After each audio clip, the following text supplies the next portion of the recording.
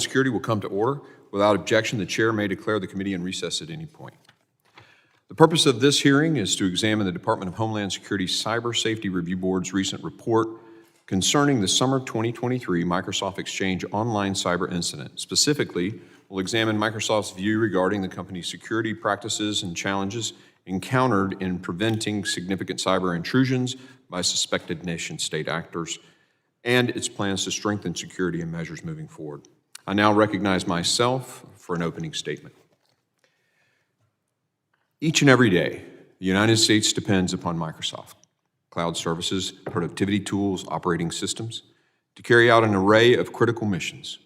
Microsoft is deeply integrated into our nation's digital infrastructure, a presence that carries heightened respect and heightened responsibility. We're holding this hearing today because of the latest Department of Homeland Security Cyber Safety Review Board, CSRB report. The report, attributed last summer's Microsoft Exchange online hack by Storm 0558, which is backed by the Chinese Communist Party to, and I quote, a cascade of security failures at Microsoft, end quote.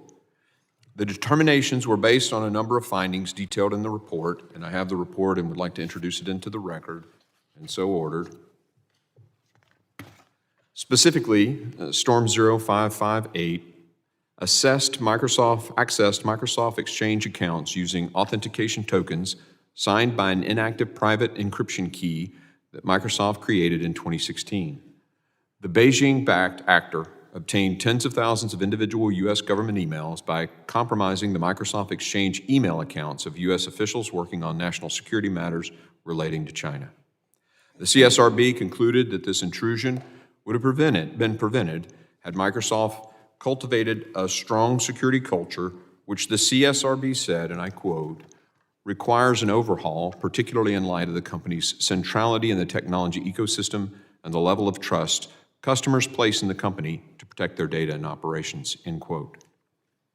By any measure, this cyber intrusion was not sophisticated. It did not involve advanced techniques of cutting-edge technologies. Instead, Storm 0558 exploited basic, well-known vulnerabilities that could have been avoided through basic cyber hygiene.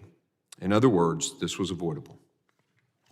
This is extremely concerning and falls to this committee to do the due diligence and determine just where Microsoft sits and how it's taken this report to heart. Our goals today are simple. We want to give the company we put so much faith in as a government, the opportunity to discuss the lessons learned, the actions taken, and of course, to share where they feel the report could have been wrong. To be clear, the U.S. government would never expect a private company to work alone in protecting itself against a nation-state actor. We need to do more work to define roles and responsibilities for public and private sector actors in the event of nation-state attacks. Our nation's adversaries possess advanced cyber capabilities and substantial resources, often exceeding the defensive cybersecurity measures available to even the most sophisticated companies. However, we do expect government vendors to implement basic cybersecurity practices. Since this is not the first time Microsoft has been the victim of an avoidable cyber attack, and in the light of the report, it's now Congress's responsibility to examine the response to this report. We must restore the trust of the American people who depend on Microsoft products every day. We must also address broader questions regarding the mitigation of economic and national security risks. This hearing aims to shed light on these issues and ensure Microsoft has implemented the CSRB's recommendations to safeguard against future breaches. As we dive into these issues, we need to keep three things in mind. First, closing the cyber workforce gap, my top priority for the committee this year. The security challenges we face as a nation are compounded by the persistent shortage of cybersecurity professionals. As Microsoft continues its work to invest in our cyber workforce, we must hearken back to the lessons from the report. Our cyber professionals must be trained to think security first. We must equip them with the right skills to protect our networks and to build our systems security. Second, we need to define the role of public and private sector entities in protecting our networks against nation-state actors. And I think the federal government has been silent too long on this.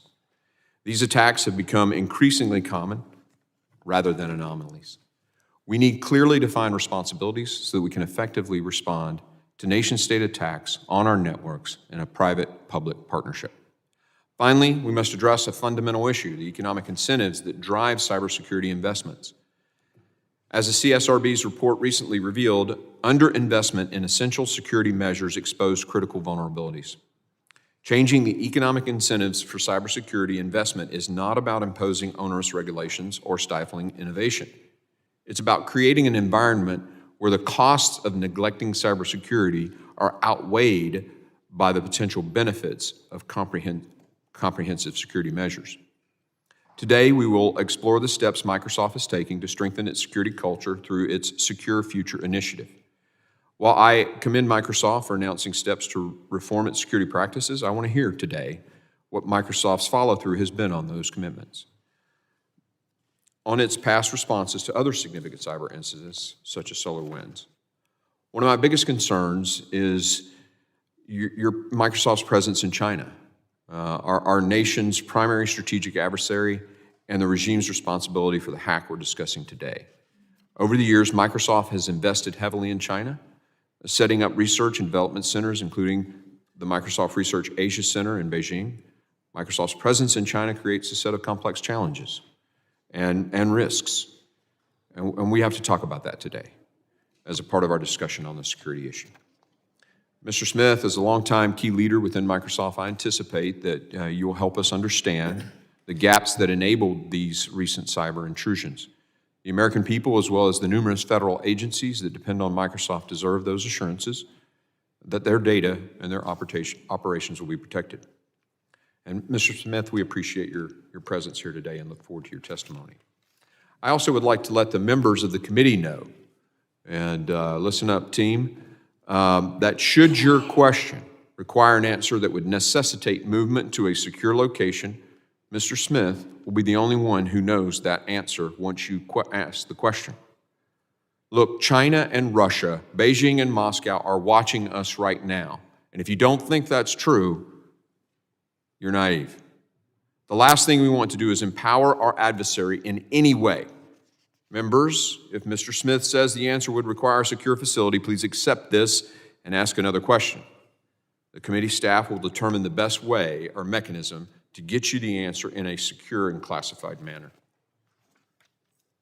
With that, I yield now, and I recognize the ranking member for his opening statement. Thank you very much, Mr. Chairman. I'd like to thank you for holding this hearing on the Cyber Safety Review Board investigation of an intrusion into federal networks involving Microsoft. At the outset, I want to be clear, this is not a got you hearing. It's not the committee's goal to shame, embarrass, or discredit the witness, Microsoft, or any other entity mentioned in the CSRB report. We have three objectives today: accountability, securing federal networks, and securing the broader internet ecosystem. Last year, we were disturbed to learn that a state-sponsored threat actor from China had accessed the email accounts of high-ranking officials at the Department of State and Commerce and an email account of a member of Congress, among others.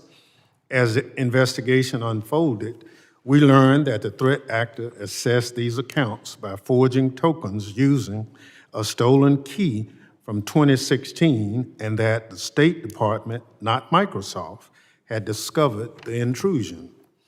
By August, Secretary Mayorkas announced that the CSRB would review the Microsoft Exchange Online intrusion and the malicious targeting of cloud environments. The CSRB engaged in a thorough and expeditious review, and its report was released earlier this year. And I might add, the chair just included a copy of that report in the record. The CSRB did exactly the kind of review it was supposed to do, and it did so in a manner only the government can. The CSRB examined a serious incident and made pointed findings and recommendations that will ultimately improve how Microsoft, other cloud service providers, and the government approach security. It is incumbent on this committee to hold Microsoft, one of the federal government's most prominent IT vendors and security partners, accountable for the findings and recommendations in the report. Microsoft deserves credit for cooperating with the board's investigation, but make no mistake, it's Congress's expectation that Microsoft or any similarly situated company would do just the same. Microsoft is one of the largest technology suppliers in the world, and its products are used by governments and private sector entities alike.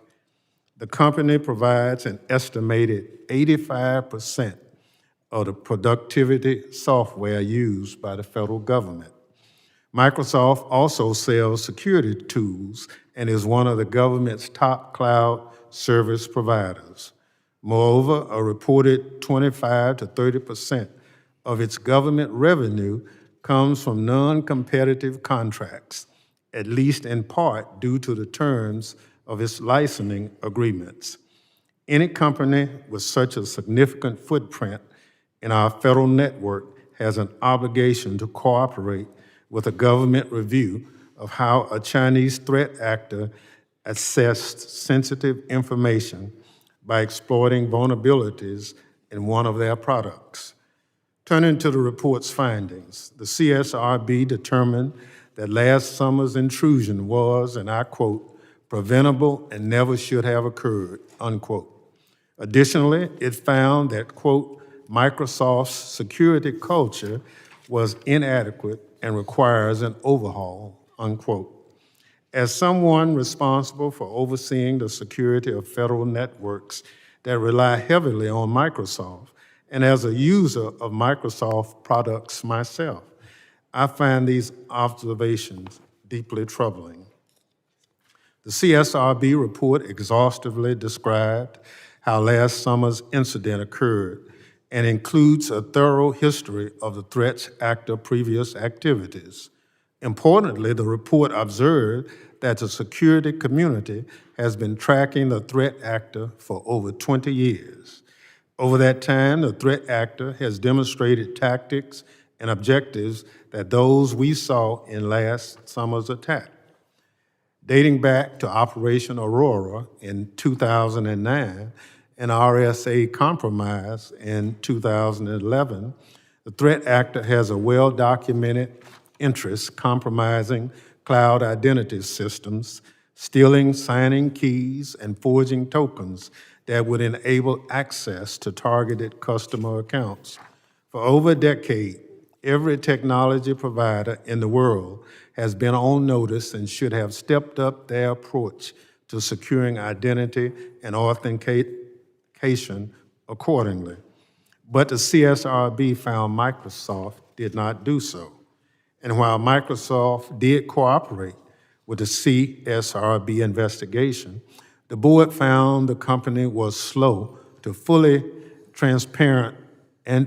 fully transparent with the public, most notably about how the threat actor obtained the signing key. To this day, we still do not know how the threat actor accessed the signing key. Microsoft's explanations about why the key was still active in 2023 and why it worked for both consumer and enterprise accounts have not been comforting. As I remain troubled that Microsoft was reluctant to be transparent with the public that it was not confident about the root cause of the incident. My concerns about whether we can rely on Microsoft to be transparent were heightened this morning when I read a ProPublica article about how an employee alerted Microsoft's leadership to a vulnerability in its Active Directory Federation services before security researchers publicly reported it in 2017. That vulnerability, which Microsoft chose not to fix, was ultimately used by Russian hackers to carry out secondary phases of the SolarWinds attack in 2020. Even more troubling, the article recounts Microsoft's testimony before the Senate in 2021, which denied that any Microsoft vulnerability was exploited in SolarWinds. Transparency is a foundation of trust, and Microsoft needs to be more transparent. In 2002, Bill Gates said, quote, "When we face a choice between adding features and resolving security issues, we need to choose security," unquote. The CSRB found that Microsoft had, quote, "drifted away from this ethos," unquote. I agree. Last November, Microsoft announced a Secure Future initiative, touting a reinvigorated approach to security. But in January, Microsoft itself was compromised by Russian threat actors who used unsophisticated tactics to assess the emails of high-level employees. Unfortunately, those emails included correspondence with government officials and put the security of federal networks at risk once again. Basic cybersecurity tools that were not enabled would have thwarted this intrusion. In May, following the CSRB report, Microsoft announced an expansion of the Secure Future initiative that committed to making security a top priority. But the same month, Microsoft announced Recall, a new feature that takes and stores periodic snapshots of a user's computer screen, which has raised concerns among both privacy and security experts. I understand that last Friday, Microsoft modified the rollout of Recall in order to incorporate significant changes. I hope it will continue to consider these concerns of security and privacy as it rolls out new products. On a final note, I've been warned that the committee's oversight of this incident will chill private sector cooperation with the board in the future. That cannot and should not be the case. I want to put future subjects of CSRB investigations on notice. This committee will not tolerate refusals to cooperate with legitimate investigations undertaken by the board, particularly when federal networks are involved. Any effort to obstruct CSRB investigations into cyber incident would invite significant scrutiny by this committee and would certainly force expedited consideration of proposals to grant CSRB greater investigatory powers. Microsoft is one of the federal government's most important technology and security partners, but we cannot afford to allow the importance of that relationship to enable complacency or interfere with our oversight. National security demands that technology providers continue the evolution toward transparency so we can better secure the digital ecosystem. With that, I look forward, Mr. Chairman, to a productive conversation today about how Microsoft will improve its security culture and thereby the security of its customers. And I yield back. I thank the ranking member for his opening remarks. Other members of the committee are reminded that opening statements may be submitted to the record. I'm pleased to have a distinguished witness here before us today. I ask that our witness please rise and raise his right hand. Do you solemnly swear the testimony you will give before the Committee on Homeland Security of the United States House of Representatives will be the truth, the whole truth, and nothing but the truth, so help you God? Let the record reflect that the witness has answered in the affirmative. I would now like to formally introduce our witness. Mr. Brad Smith currently serves as the Vice Chair and President of Microsoft Corporation, where he plays a pivotal role in steering the company's strategic direction and legal affairs. He joined Microsoft in 1993, initially leading the legal and corporate affairs team in Paris, and later held various senior roles in the legal and corporate affairs department. Under his leadership, Microsoft has tackled significant legal challenges and been at the forefront of critical policy debates, including cybersecurity, privacy, and artificial intelligence, among other issues. He has testified numerous times before the United States Congress and other governments on these key policy issues. Before joining Microsoft, Mr. Smith worked as an associate and then partner at Covington & Burling, a prestigious law firm here in Washington. He He holds a bachelor's degree from Princeton University and a law degree from the Columbia University. I thank the witness for being here, and I now recognize Mr. Smith for 5 minutes to summarize his opening statement. Well, thank you, Mr. Chairman, and thank you, Ranking Minority Member Thompson. Thank you to all of you for the opportunity to be here today. I think you, between the two of you, captured so well, so much of what is so important for us to talk about this afternoon. A lot of times in life, the most important words to heed are words that are difficult to hear. So as you can imagine, as I listened to the two of you just now, it wasn't how I hoped I might spend an afternoon in June when the year began. But we're here for an important reason. It starts with the role this committee plays, the protection of the homeland security of the United States. And the reality is you cannot protect the homeland security of this country without protecting the cybersecurity of it as well. And that is a shared responsibility between the public and private sectors, and hence what you do to oversee us and others in the private sector is critical. I think the most important thing for me to say, the most important thing for me to write in my written testimony is that we accept responsibility for each and every finding in the CSRB report. As you can imagine, you get a report, you look at it, it's difficult to read, you sort of think, how are you going to react? And when I sat down with Satya Nadella, Microsoft's chairman and CEO, we both resolved immediately that we would react without any defensiveness, without equivocation, without hesitation, and we would instead use this report to make Microsoft and the cybersecurity protection of this country better. That's our goal. And part of that, frankly, involves accepting responsibility, apologizing to those that were impacted, as I have done in person. It involves reminding our employees of something that I often say to them. No one ever died of humility. Use the mistakes you make so you can learn from them and get better. Of course, that only works if you actually use what you learn and you do get better. And I appreciate that's where both of you are pushing quite rightly. And that involves two things. It involves strategy and it involves culture. So from a strategic perspective, we did start last November to apply the lessons we were learning already from Storm 0558. That's why we launched the Secure Future Initiative. But I think here what's most important is the CSRB's recommendations. There are 25 of them. 16 are really applicable to us, 4 only to us, 12 to all cloud services and other technology providers. So we have mapped all 16 of those recommendations onto our plan for our Secure Future Initiative so that we will do each and every one of them, and we're making progress. But we're not stopping there. There's 18 other concrete recommendations that we have incorporated as part of this plan. And we have measurable milestones.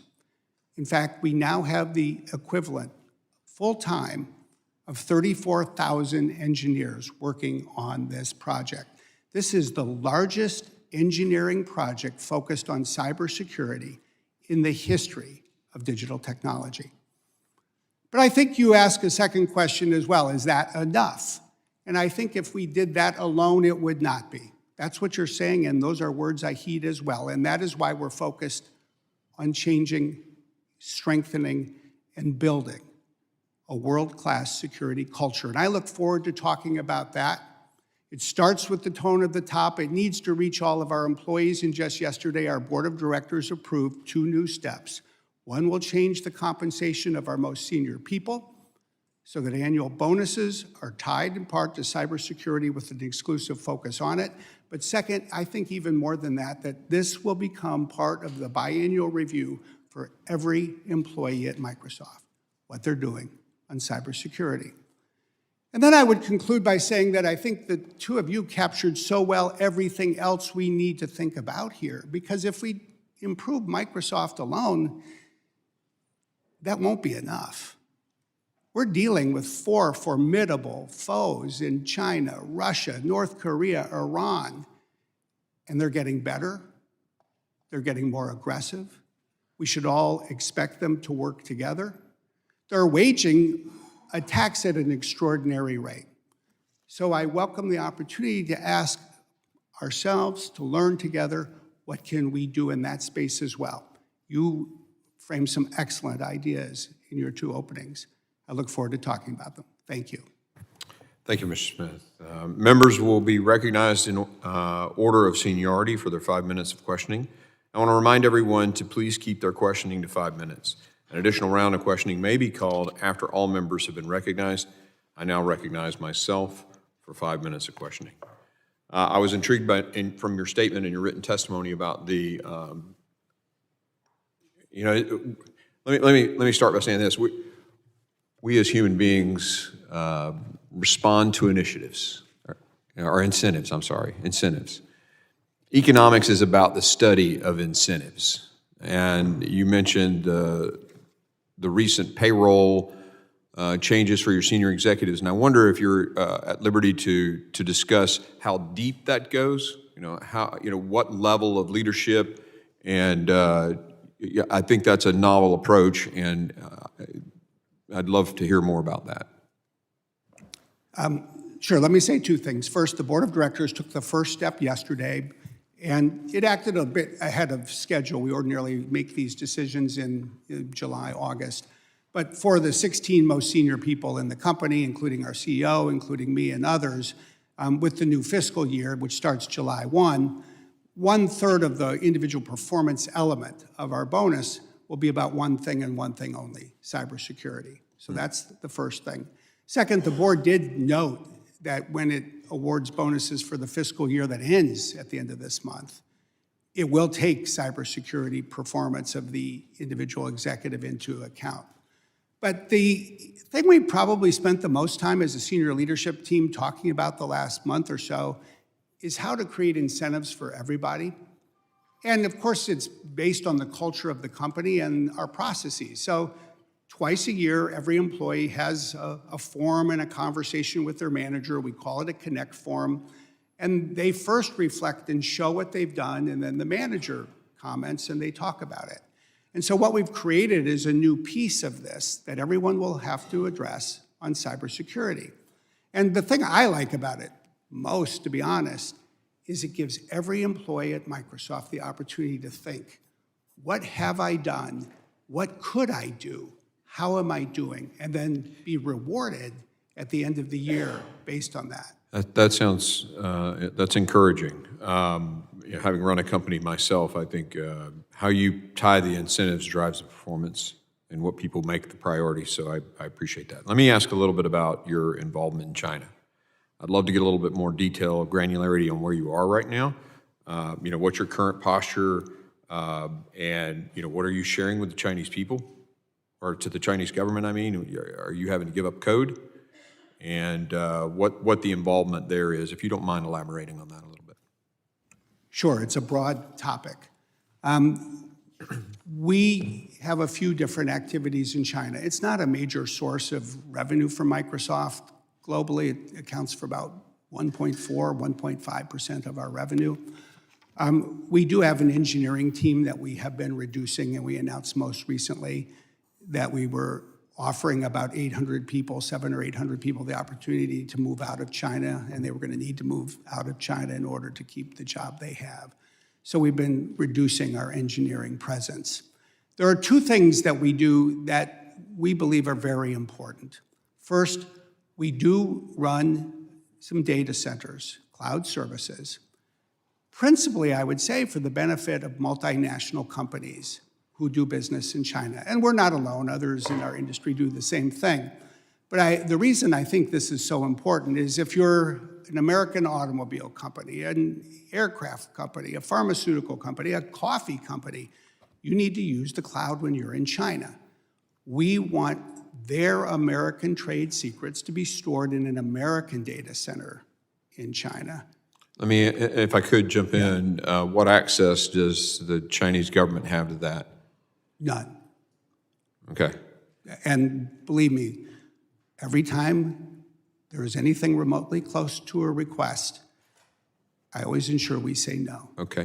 Very specifically on this hack, because it did come from China, can you talk how you are, with your presence in China, ensuring that that source isn't going to use your location in China as a vector.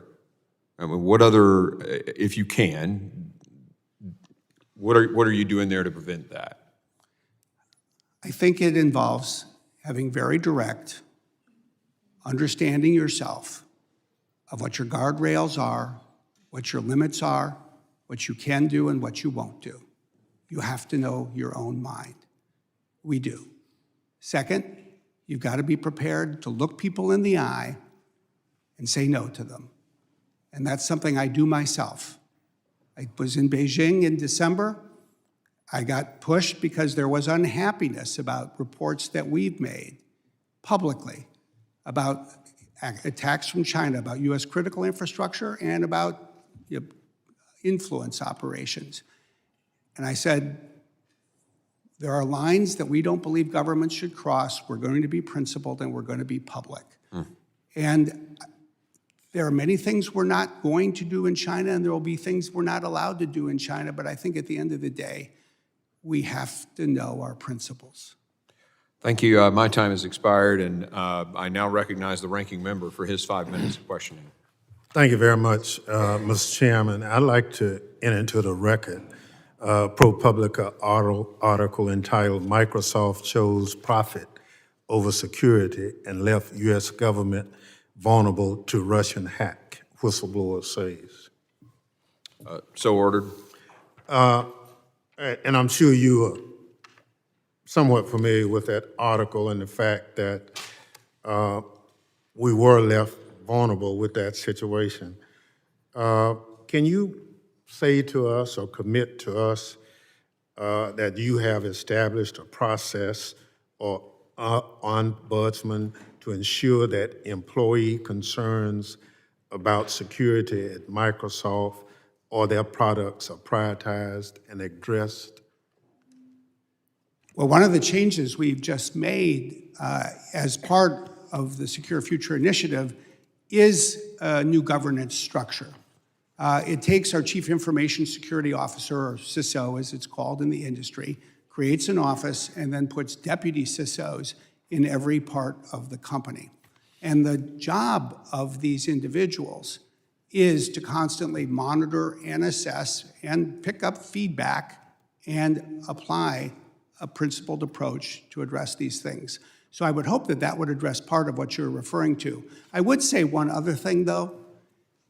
The fundamental cultural change that we are seeking to make is to integrate security into every process. As we've really thought a lot over the last couple of months. What's the key to getting better when your adversary is investing and constantly changing? And the thing that we have really concluded is there's a lot that we can learn from what's called total quality management. This really came out of American business thinking, and then Toyota really innovated in the 1980s. And the basic process was to empower every employee to focus on continuous improvement and speak up. And that's what we're trying to do, empower every employee to be able to speak up. And there's going to be debates. I mean, I don't think one can say that debates will end, but to ensure that those voices are heard and heeded. Well, and I trust, based on what you've said, that will be going forward, that anybody who comes forward with something, they will be at least heard and responded to. With respect to that, we are here because of Storm 0558, as it's commonly referred to, and the real concern is Microsoft didn't find the problem. It was the State Department. Help us out. That's a great question. And the one thing I'd ask all of us to think about is that's the way it should work. No one entity in the ecosystem can see everything. So we all need to work together. And the way networks are constructed, people will see specific endpoints. In this case, as you know, it was the individuals at the State Department who saw the intrusion into the State Department email system. First of all, you ought to give those folks a medal. In all seriousness, that is fantastic. That is real innovation and great professionalism at work. And so they let us know. And by the way, we're the ones, interestingly enough, at the same time, who identified the Chinese intrusions into electricity companies, water companies, air traffic control systems. We're all going to see different things. And so when somebody else sees it, we should applaud and say thank you, not say, oh, I wish I had found it instead. Well, I wish it were that simple, but we have a real challenge. And because you are such a big customer of government, we rely heavily on your product. And it's not our job to find the culprits. That's what we're paying you for. So I want you to, don't switch the role. I'm not switching it at all. I appreciate Okay. what you're saying, for sure. Right. So maybe we'll have another round, Mr. Chair, but Chairman, Question. okay, well, thank you. So the federal government is one of your largest customers, as I said. How can you earn back the trust that this situation has caused? I think it's just critical that we acknowledge shortcomings, accept responsibility, devise a strategy to address them, change the culture, be transparent about what we're doing, and always listen to feedback.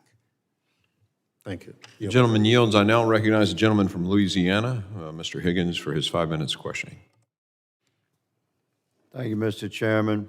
Mr. Smith, congratulations on your company's success. In fact, it's the very success of Microsoft that makes you such a big target, isn't it? That's certainly a part of it. Would you generally agree that that Microsoft has grown so massive because of your own technological advancements that you have driven from within your company, and because of the trust that has been extended to Microsoft products through the decades? Yeah, I think that's fair. I think success comes from many things, but of all of the factors that we place the most importance on, I would say earning and retaining the trust of our customers. Okay, is at the so we're in agreement, you and I. Yeah. Microsoft's a great company. Everybody in here has some kind of interaction with Microsoft. We really don't have much choice. So it's critical that this committee gets this right. And quite frankly, the American people, myself included, we have some issues with what has happened and how it happened and what has transpired since. And yet, there's no plan B, really. We have to address with you. It's what that means. Sometimes life comes down to, my dad used to say, there's always one guy. It's always one guy. And today, congratulations, I'm sir. the guy. You're the one guy. I get it. So I have a couple of difficult questions, and I apologize for any discomfort because I am a gentleman. Yeah. But again, you're the guy. Why did Microsoft not update its blog post after the hack? They call it, it's very fancy here, America, called an intrusion. But after the hack, the 2023 Microsoft Online Exchange intrusion, why did it take 6 months for Microsoft to update the means by which most Americans would sort of be made aware of such a hack? Well, first of all, I appreciate the question. It's one that I asked our team when I read the CSRB report. It's the part of the report that surprised me the most. You know, we had 5 versions of that blog, the original, and then 4 updates. And you know, we do a lot of updates of these reports. And when I asked the team, they said the specific thing that had changed, namely a theory, a hypothesis about the cause of the intrusion, changed over time. But it didn't change in a way that would give anyone useful or actionable information that they could apply. Okay, so you see, Mr. Smith, respectfully, that answer does not encourage trust. And regular Americans listening are gonna have to move the tape back on a Microsoft instrument and listen to what you said again. But you didn't do it. I mean, you're Microsoft, you had a major thing happen, and the means by which you communicate with your customers was not updated for 6 months. So I'm just gonna say I don't really accept that answer And could I just as add, thoroughly honest, but I need to move on no, could I just say, to another question. I said the same thing and we had the same conversation inside the company. Okay, I accept that you did. So, bigger question, China. I mean, you go to China, you meet with you went to China, I guess you made many trips there, you're doing business there, that's fine. But you meet with Chinese Communist Party officials and you reiterated Microsoft's support for helping the CCP achieve technological advancements. I believe this is your quote. I'm asking you to actively participate in the digital transformation of China's economy. I believe that was your statement. And my question is, doesn't it strike you as contradictory that you'd make that statement just months after China sponsored the attack that we're discussing? And I yield for your answer, sir. The reality is that was not my statement. I chose my words more carefully. That was the statement made by an official of the Chinese government, attributing it to me. That was not your quote. Let me just say, I was more careful and precise in what I said, and that was not my quote.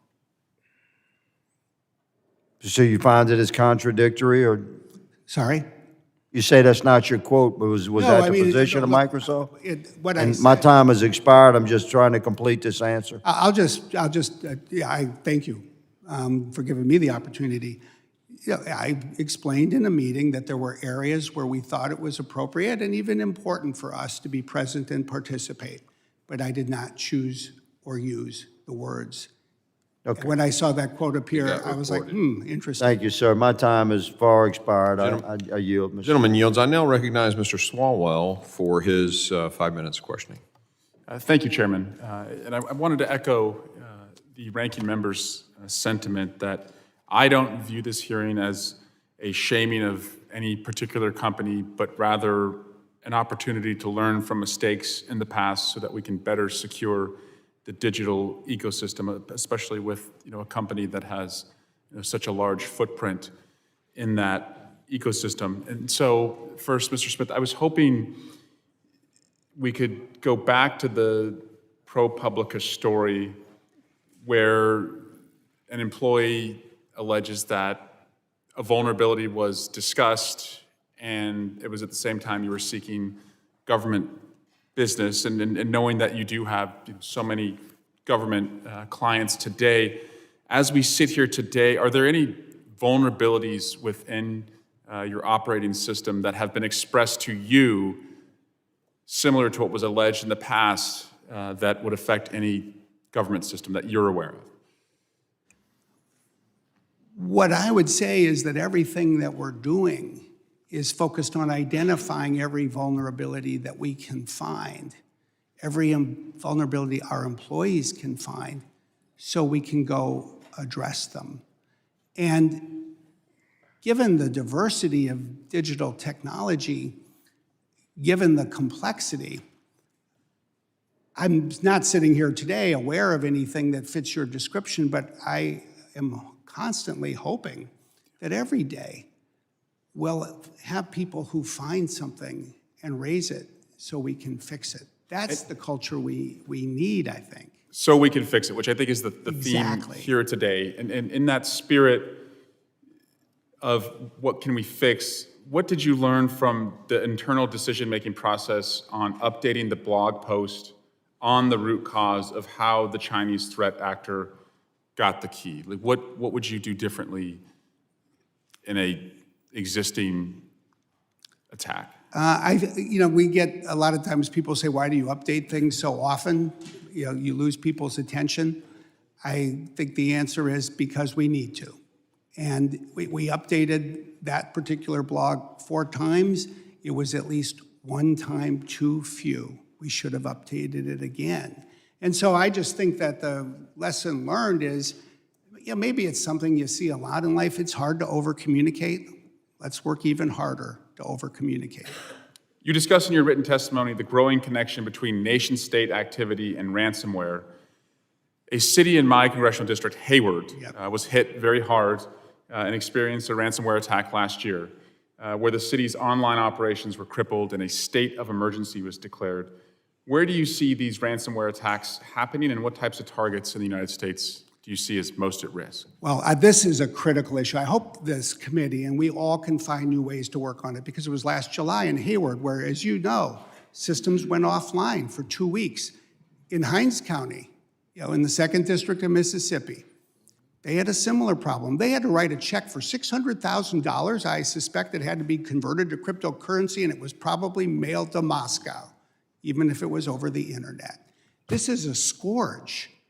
And the number one vulnerability right now, and it's just, I think, so disconcerting, is that ransomware operators are focused on hospitals, rural hospitals. There were 389 healthcare institutions last year that were victimized. And so some of the suggestions that the chairman and ranking member Thompson alluded to at the beginning, I think require that we all come together to help these institutions. We launched an initiative just 3 days ago, and we weren't alone. The White House did it, Google did it. We all need to do this together. But I also think we need to send a message. I think that message has to be sent to Moscow. We need to remind them that when we fought with them 80 years ago, it was to protect people. And it was reflected 4 years later in the Geneva Convention that said even in times of war, governments have to protect civilians. And this is supposed to be a time of peace, at least between our 2 countries. And what are they doing? They are enabling their employees to use the tools they get at work and go home and run these ransomware operations and target hospitals or cities and counties, schools, the Jackson School District, the Vicksburg Warner School District. This is unconscionable. And I think we have to find our voice, not only for ourselves, but with our allies, and not only as governments, but with the tech sector, with the business community. And we have to find a way as a country to create a deterrent reaction. Because right now, this is just open season. It's open season on the most vulnerable people in our country, and we have to find a way to change that. Thank you, Mr. Smith. Yield back. The gentleman yields. I now recognize Mr. Jimenez for 5 minutes of questioning. Thank you, Mr. Chairman. And I know a lot of other committee members are going to home in on the security breach. I'm more interested in Microsoft's presence in China, which I consider to be the greatest existential threat to our security here in the United States. Your presence in China, is that a joint venture or is that fully owned by Microsoft? What's the nature of that relationship? I don't recall all of the precise corporate structures. We do operate as a subsidiary. We also do have a joint, we have at least one joint venture for certain activities. Are you aware of the 2017 National Intelligence Law in China? Yes, I am. Do you know what that law states? If I remember correctly, one of the things it states is that when an organization finds a vulnerability, it has to report. No, sir, that's not what I'm doing. That's not where I'm going. Okay. So here I just happen to have AI myself. I'll tell you Hopefully it's ours. Oh yeah, I don't know. If it is, it's pretty bad for you because it says this. Okay. Okay. Yep. In China, there is a law called the National Intelligence Law that was implemented in 2017. This law requires all organizations and citizens to cooperate with China's intelligence agencies, including the People's Liberation Army, in matters of national security. While the law does not specifically mention companies working in China, it does apply to all organizations operating within the country, including foreign companies. Do you operate in China? Yes, we do. Do you comply with this law? No, we do not. How is it you got away with not complying with the law? Do you have a waiver from the Chinese government saying that you don't have to comply with this law? No, we do not. But You there do are- not? But there are many laws. There are two types of countries in the world, those that apply every law they enact, and those that enact certain laws but don't always apply them. And in this context, China, for that law, is in the second category. Do you really believe that? Because look, I select on the select committee on China, and that's not the information that we get, is that all companies in China have to cooperate with the intelligence agencies of China and the People's Liberation Army. You operate in China, and you're sitting there telling me that you don't have to comply with the laws of China? I will tell you that there are days when questions are put to Microsoft and they come across my desk and I say no. We will not do certain things. But you're complied by Chinese law to do it. And the people in China that work for Microsoft are violating Chinese law when they don't do it. And I always make sure that it's clear to the Chinese government that if the Chinese government wants to sue somebody, they need to sue me. It's not about suing. In China, they don't sue you, man. They arrest you, okay? Do you understand that? And we make clear that there's no point in arresting people who have no authority to do these things. They have the authority to do those things because it's their law. No. You're in No, China. I'm talking about our employees. Okay, yeah, your employees in China are subject to Chinese law. But Are they not? But they don't have the ability to make these decisions. We've taken that out of their hands. I'm sorry, for some reason, I just don't trust what you're saying to me, okay? You're operating in China, you have a cozy relationship in China, they're there, they allow you to be there, and I can't believe that they're gonna say, yeah, okay, no problem, you don't have to comply with our law, that everybody else does. Every other foreign company has to, but not Microsoft. I'll take you at your word. I will, But I'm just demonstrating to you the problems that we have with American companies working in China. And that for 1% of your resources or of your income, is it really worth it to be in communist China? Especially when you have such a law that says you have to comply with their intelligence agencies and the PLA. The thing I would ask all of us to think about, and I appreciate your questions and the seriousness of them. We think constantly about these things. I do think that there's two valuable reasons for us to be in China, and I think they both serve the interests of the United States.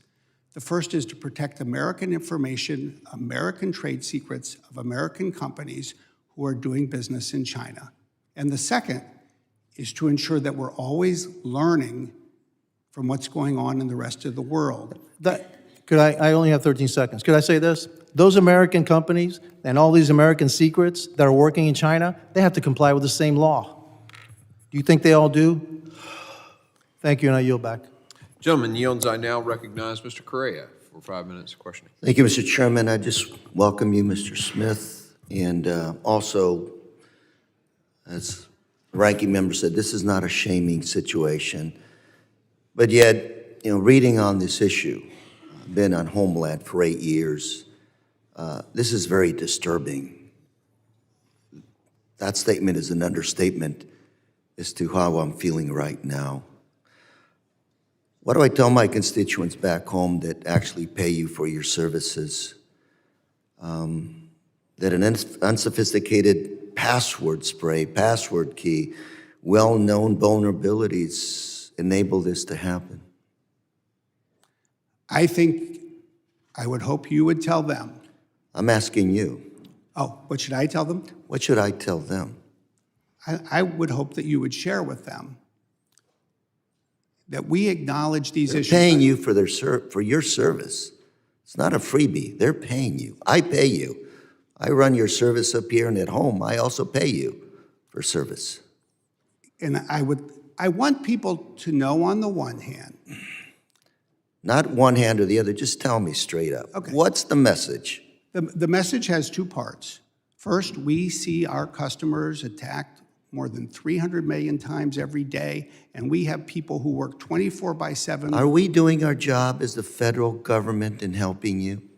Or is there something else we can do to help you do your job better?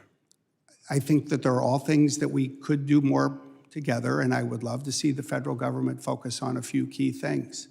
I think that the investment in cybersecurity training that the chairman mentioned at the outset is an imperative. I think we have done a lot. We have trained as a company 203,000 people in this nation in the last 4 years on cybersecurity, but we need the federal government to do more. I think we need federal assistance to help our critical infrastructure providers upgrade their technology. I think we need the Do kind of you, as collective response. Microsoft, need to invest more in this area? We are investing more. We've increased our investment, but more than that, I think it's, Do you believe that Microsoft responded on a timely basis to these known breaches? we both responded immediately with people who work 24/7 pretty much around the As clock. soon as you found out this stuff was happening, you responded. I'm sorry? As soon as you found out, or you find out these breaches are occurring, you respond.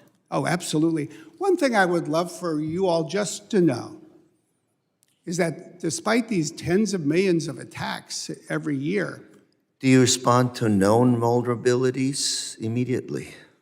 yes, we respond to every intrusion, we address vulnerabilities. We know the challenges that our competitors around the world pose to us, friendly and unfriendly. And I would love to talk to you sometime in the skiff to tell us exactly what it is that we need to do to make sure this doesn't happen again, as I am beyond shocked to read about this situation. You have our trust, our business, both at the public and the private sector. And to hear about what's going on here is very disturbing at best. I hear you saying, you know what, we're here to cooperate fully. The damage, though, I've got constituents back home that have been lost money because of malware, so on and so forth. It's painful, the private sector. They run on your platforms. They trust on you being on top of your game. Any thoughts? We are determined. We start by acknowledging where we fell short, and we are focused. The last comment made with our board of directors yesterday was by the senior engineer leading what we call the Secure Future Initiatives, and her last words to our board were, "We want you to know our engineers are energized by this." And My last 9 seconds, I would ask you, we often say here that the chain is only as strong as its weakest link. Are you going to strengthen up? Are you going to do a better job over there? Absolutely. And let me just say this in closing. I would hope that you would share with your constituents, we never take their trust for granted. Chair, I'm out of time. Gentleman yields. Point of clarification for the record, it was 300 million attacks a day? Did I hear that correctly? Yes, that's correct, against our customers that we observe. We detect more than 300 million such attacks every day. Just clarifying for the record. I now recognize Mr. Pfluger for 5 minutes of questioning. Thank you, Mr. Chairman. Mr. Smith, thanks for being here. I want to talk about the collaboration. In many committees on Capitol Hill, we're talking about this balance and tension between safety and security and liberty and private enterprises. And so what I really want to hear from you is talk to us about the relationship with CISA. I know you've mentioned this in testimony written and also today, but Just talk to us about how that relationship is, what can be better from your side, what can be better, what you expect from the government. Is it a mandate for reporting from the government? Is it, voluntary roundtables in a classified setting? I'd like to hear a little bit about that, and I have some follow-on questions. Yeah, I think CISA is a critical agency. It's been moving in a positive direction overall. I think the CSRB plays an important part of this. I think that ultimately we would benefit from finding more ways to keep working together across the tech sector, and then with the CISA and other agencies in the US government, and frankly with our allies, because it's an entire ecosystem that we're seeking to defend. And nobody can do it by themselves. And I think fundamentally, just as the CSRB's words were well taken by us, we needed to focus on our culture. I think we have a collective culture. And it's a collective culture that we need to work on by inspiring more collaboration, not just with the government, but frankly across our industry, so that people can compete. Somebody said there's no plan B. I think about 2/3 of the folks who are sitting behind me in this room are trying to sell plan B to you in one way or another, and that's okay. But there's a higher calling here as well. And I like to say, the truth is when shots are being fired, people end up being hit, and they take their turn being the patient in the back of the ambulance. Everybody else, you're either going to be an ambulance driver or you're going to be an ambulance chaser. Let's be ambulance drivers together. Well, let's drill down to that and the relationship that you have with the U.S. intelligence community, with DoD. The thing that's unique about Microsoft is you pretty much cover every sector, every industry, every households, businesses. But when you look at the relationship with the national security entities, tell us what the biggest gaps are right now to making sure that they can stay secure in their operations. The thing to think about is that defenders too often work in silos. Every company thinks about their products. Every agency thinks about what they have. Attackers look for the seams between the silos. The more silos you have, the more seams you have. And just as there are seams in different technology products, because most customers deploy them together, there are seams across the government. So a lot of times, one of the challenges for us is that the parts of the government, when this information is coming in about, say, an active cyber attack from a place like China, that information doesn't necessarily flow from one part of the federal government to another. And there's a lot of work being done to address this, but I think that needs to be advanced more quickly as a matter of priority. 300 million attacks a day, that's incredible. Finally, let me just talk about I think this is the Committee on Homeland Security. We're very worried about what nation-state actors and non-nation-state actors are doing and how that affects our homeland. Obviously, the PRC and the CCP's attempts to undermine this country, our government, industries, intellectual property, all of it is a massive concern. And so I know you've mentioned this before here today, but just talk to us a little bit about the relationship with the PRC. How does that affect intellectual property, things that you have that could be either exploited for their benefit to undermine the United States of America? I would say two things. I mean, first, any company that has valuable intellectual property has to be very careful to protect it from theft, unless it's IP that they're publishing, and a lot of code is published in open source form.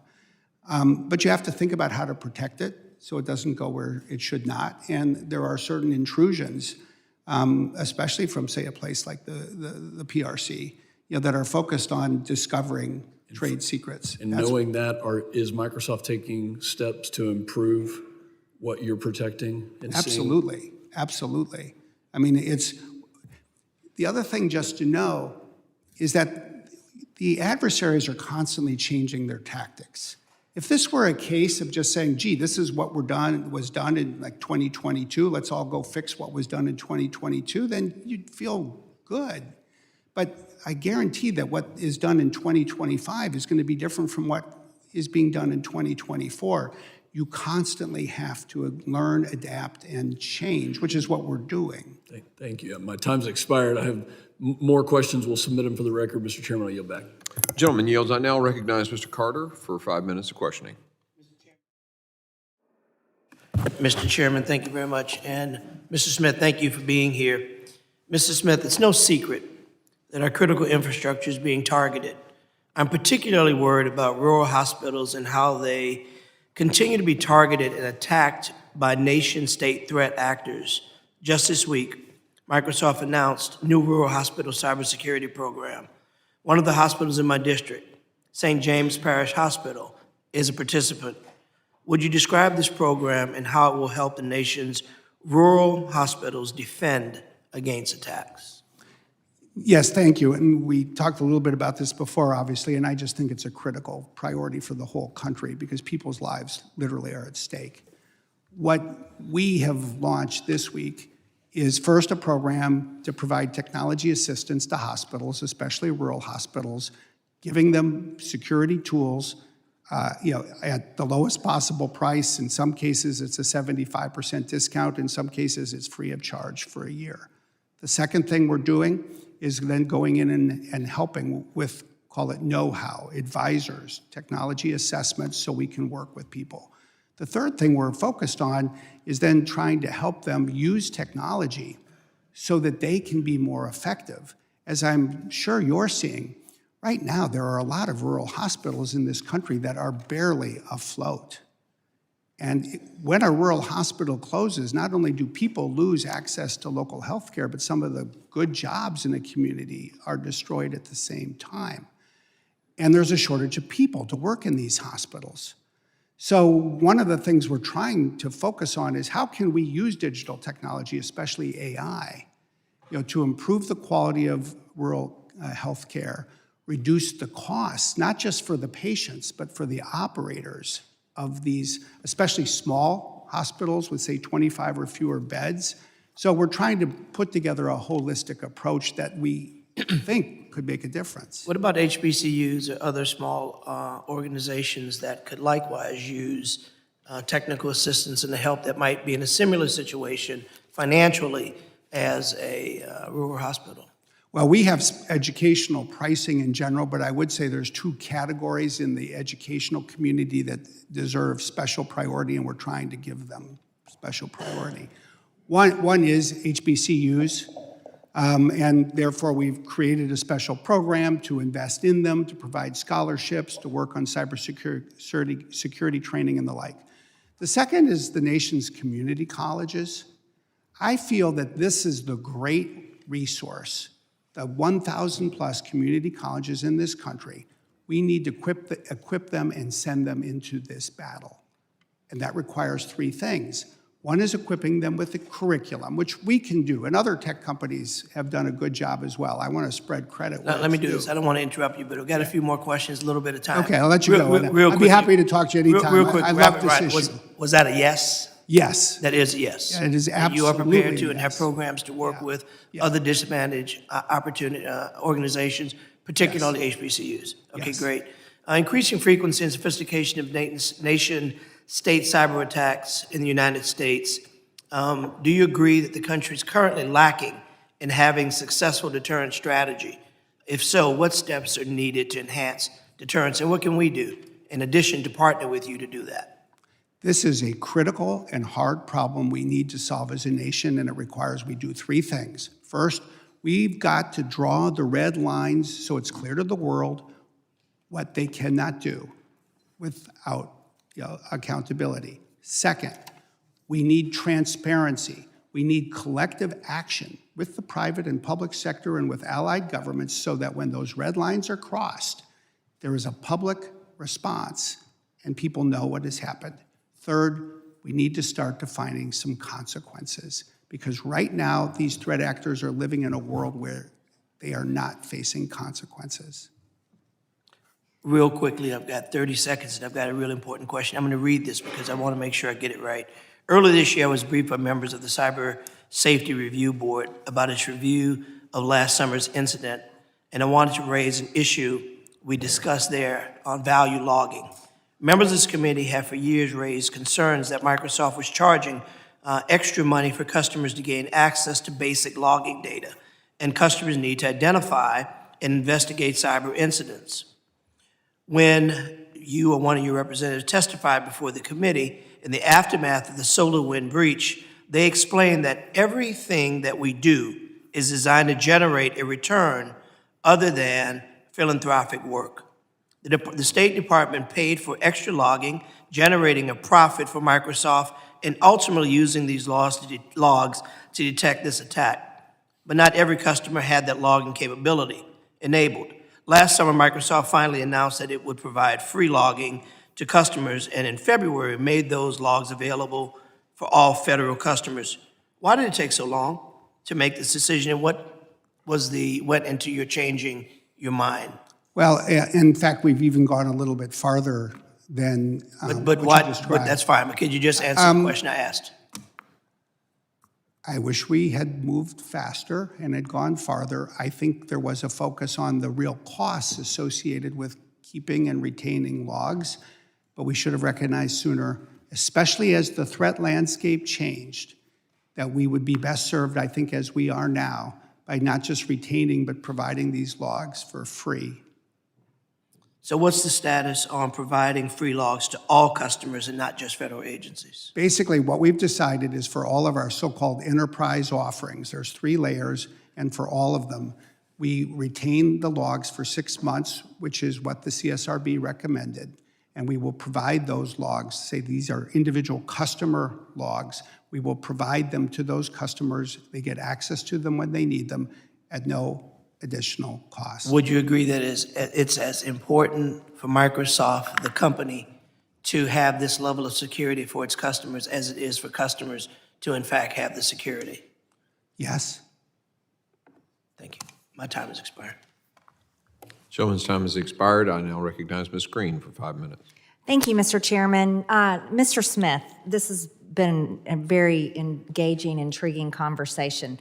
I'm a business owner, so I've been listening to this and taking it in and thinking about it through that lens. You started with something that I find impressive. You said you accept responsibility, and I just want to commend you for that. I appreciate it. We don't hear that very often here. But I think it's valuable, and I think it's right. So I just wanted to say thank you. I understand that Microsoft has a unique role to play in our cybersecurity landscape, as it's responsible for nearly 85% of the productivity software such as Word, Excel, and PowerPoint used by the U.S. government. Given the company's presence, Microsoft is, of course, at significant risk of cyber attacks. Over 300 million a day? Is that true? 300 million a day? We detect 300 million a day against our customers. So that's what we get to see, given all of the telemetry we have. Last year, if you look at phishing attacks, we had 47 million against ourselves over the year. Wow, that's far more than I It's a lot. could have even comprehended. And of course, these are serious, and everyone here on the committee is recognizing that. As you stated in your testimony, cyber attacks have become more prolific, just as you stated. And as a result of the attack that your company went under, in May of 2021, the Biden administration released an executive order on improving the nation's cybersecurity, which required the establishment of the Cyber Safety Review Board under DHS. I'd want to talk to you a little bit about the board. I think, of course, oversight is important, but I think there should be more action taken by our government to prevent cyber attacks. So could we talk a little bit about the board? And my understanding is the Cyber Safety Review Board is a mix of government and industry representatives. Is it true that Microsoft is not represented on the board? That's correct. Is any of your competitors on the board? Yes, they are. So essentially, so how did this work? When this attack happened, the board, can you talk a little bit about that process? Yeah, and you're getting at such a critical question, because I will say first, I think we benefit from having this kind of organized effort. I think it's probably a mistake to put on the board people who work for competitors of, say, a company that is the subject of a review. The spirit of this, when it was created, was to create a community of people who could learn together. But I just don't, I'm less concerned about the way the process worked, and I just worry that where people want to take it in the future and just make hay out of others' mistakes. And I'm just not sure that's going to do us that much good. Right. So did CSRB, did it share with Microsoft what your competitors said about their own security practices? I don't believe so. I don't know. I don't believe so. I could be wrong, but I don't believe so. Okay. And with your competitors on the board helping produce the report, was this used in any other way in the marketplace? Yeah, and I want to say two things, because first, I think the most important thing for me to do and for Microsoft to do is what you said at the outset. I just want to be here and accept responsibility, and I don't want to deflect any of that responsibility, because we have the highest responsibility. But second, the words that I would offer, and I'll offer it to the folks in the back who work for our competitors, because there's a bunch of them here. It's fine. Go tell people that you have something better, but we have to have a higher cause here. We are not the adversaries with each other, even though we may compete with each other. The adversaries are our foreign foes. So let's try to exercise a little self-restraint about how we work in these processes, because I don't think that the next company that gets an invitation from the CSRB is likely to be necessarily as willing as we were to share everything, which we did. Well, I agree. I think competition is healthy in I do too. in the business world. I think it's great. Actually, I enjoyed it for years and years. But I think oversight is also extremely important. And of course, I think everyone in this room agrees that we do not want any foreign country gathering any of our information, whether it's from an American citizen to our government, of course. CISA is also has a bad reputation, especially among Republicans. They colluded with big tech and social media companies, stripped many Americans of their First Amendment rights. So that was another reason why I wanted to ask you a little bit about the board and how that worked. But furthermore, I have more questions, but I'm out of time. I think it would be extremely important for there to be assistance from the federal government in protecting not only companies like yours, but mom and pop companies. I mean, across the board to regular citizens from cyber attacks. It's a serious problem, and it will continue. I'm out of time. Thank you. The Mr. gentlelady yields. I now recognize Mr. Thanadar for or Dr. Thanadar for his 5 minutes questioning. Thank you, Chairman. And thank you, Mr. Smith, for being here. I owned a small technology company before I came into public service, a much smaller technology company. And I was involved with some 8 different acquisitions. Now, the CSRB raised questions about Microsoft's mergers and acquisitions compromise assessment program after it failed to detect that a laptop belonging to an employee of an acquired company had been compromised. The board went on to recommend that large enterprises develop robust M&A compromise assessment programs, recognizing adversaries might view the acquiree as an entry point to the parent company. How is Microsoft improving its M&A compromise assessment programs? Is there additional support or guidance the federal government should be providing the private sector regarding M&A compromise assessments? I'm not sure of the answer to your last part, but I do know that it's critical that we do more. We've been focused on this for a long time. It's sort of I'll even say obvious thing that when you acquire a company, you have to take a close look at its cybersecurity controls, which we long have and do. And yet, as the CSRB report found, we had an inadequacy. So in part to address this, part of the governance change we're implementing is to have a new Deputy Chief Information Security Officer focus solely on the integration of companies that are acquired. We clearly need to step it up and will. Thank you. Mr. Smith, as you state in your testimony, nation-state adversaries are becoming more aggressive. Countries like China, Russia, Iran, and North Korea present grave threats to our national security, and defending against them will require public-private cooperation that prioritizes strengthening cybersecurity across government networks and critical infrastructure. Considering our reliance on large IT vendors like Microsoft, our defenses will only be as strong as our technology providers are. That is why it was so disappointing to see the CSRB report that Microsoft had failed to properly secure its products. Microsoft must do better, and I expect that Microsoft will continue to update the committee on its progress. Congress must also do more to ensure the federal government has the resources to meet the goals of President Biden's ambitious national cybersecurity strategy.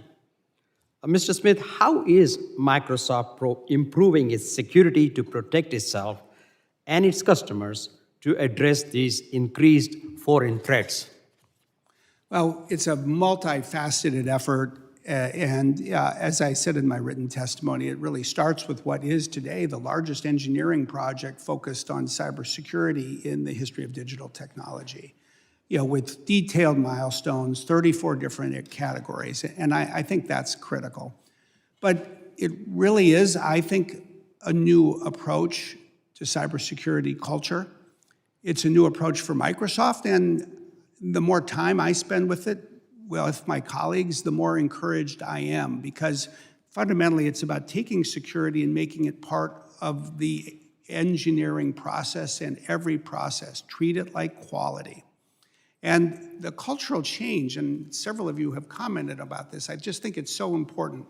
We want a culture that encourages every employee to look for problems, find problems, report problems, help fix problems, and then learn from the problems. That's what we need to do.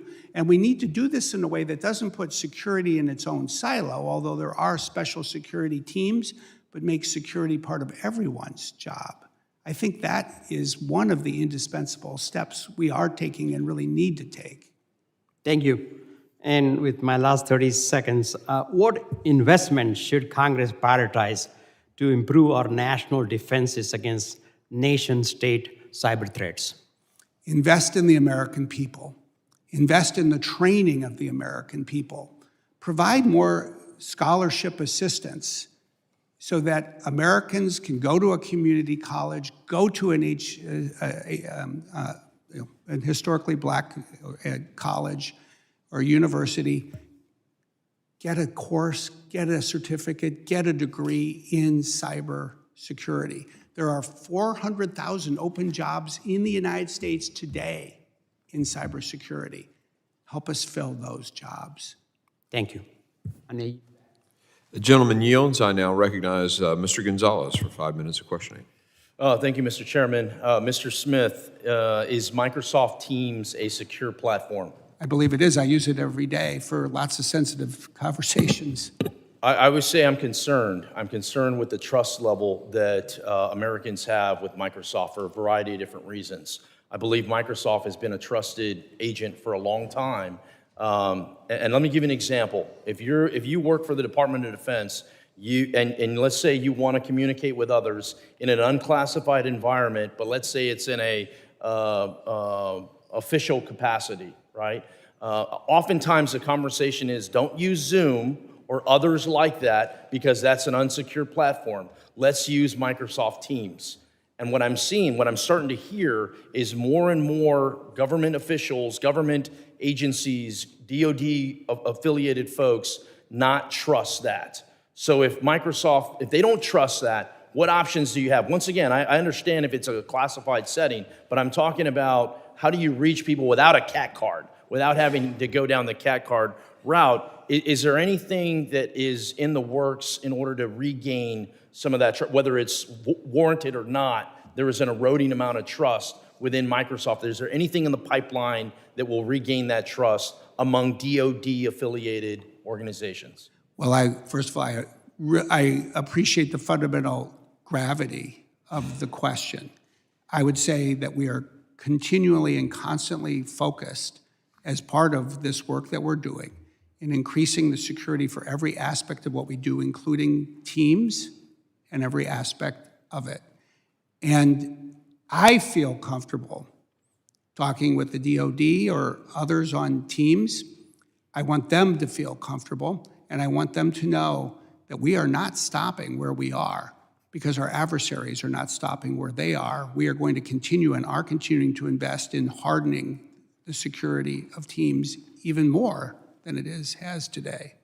Thank you for that. A large part of what we do on this committee is try to get everyone out of silos, right? All these agencies are in silos. Every time there's a national security threat, you look back at these reports and it's always somebody knew something, but when did they know it? And part of that is the ability to communicate in a FOUO setting that where you feel as if maybe it's not quite the classified level, but you feel not everyone's listening on it. I just would reiterate how important that is from a national security standpoint to ensure that the government has at least some platforms like Microsoft Teams.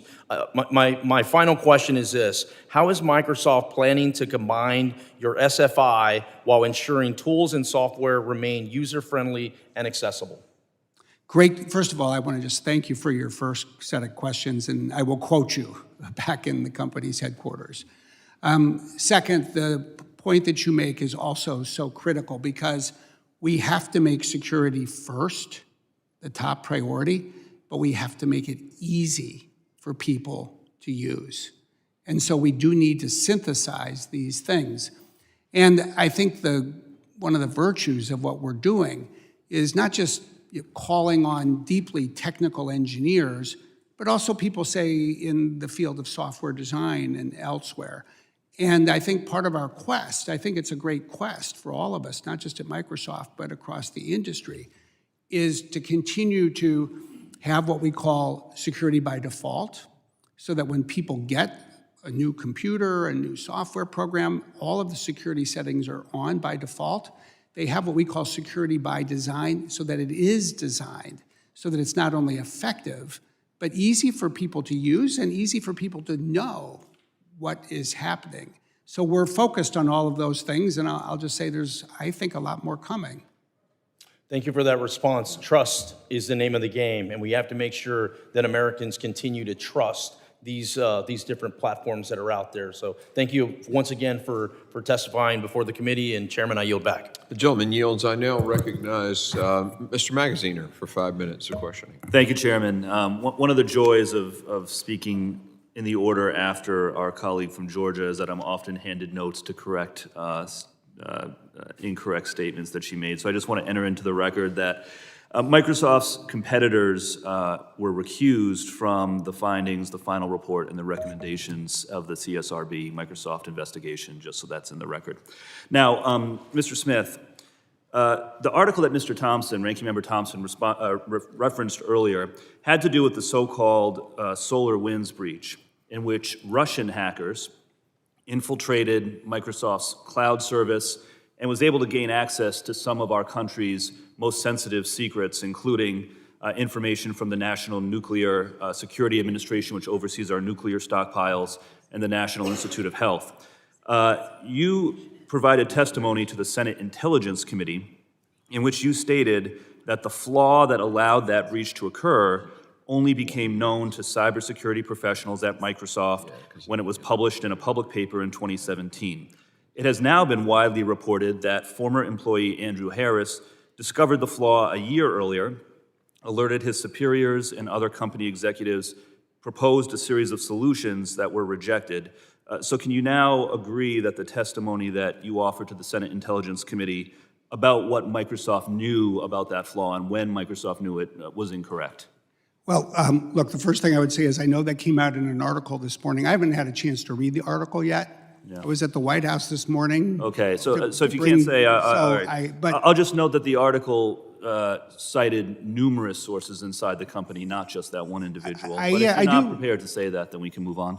well, okay, that's I agree with what Chairman Green said earlier about the importance of incentives. And so I welcome the news that came out, I believe, yesterday that 1/3 of the individual performance element of bonuses for senior executives will be tied to cybersecurity performance. How much of the total compensation package for senior executives is the individual performance element? It depends on the individual, it depends on the year. I'll say roughly? more than enough to get people's attention for sure. But roughly, like ballpark? Of the cash portion, it's probably, I don't know, I will say Yeah. about 'Cause I just- 20% of, if you add stock, it's much lower.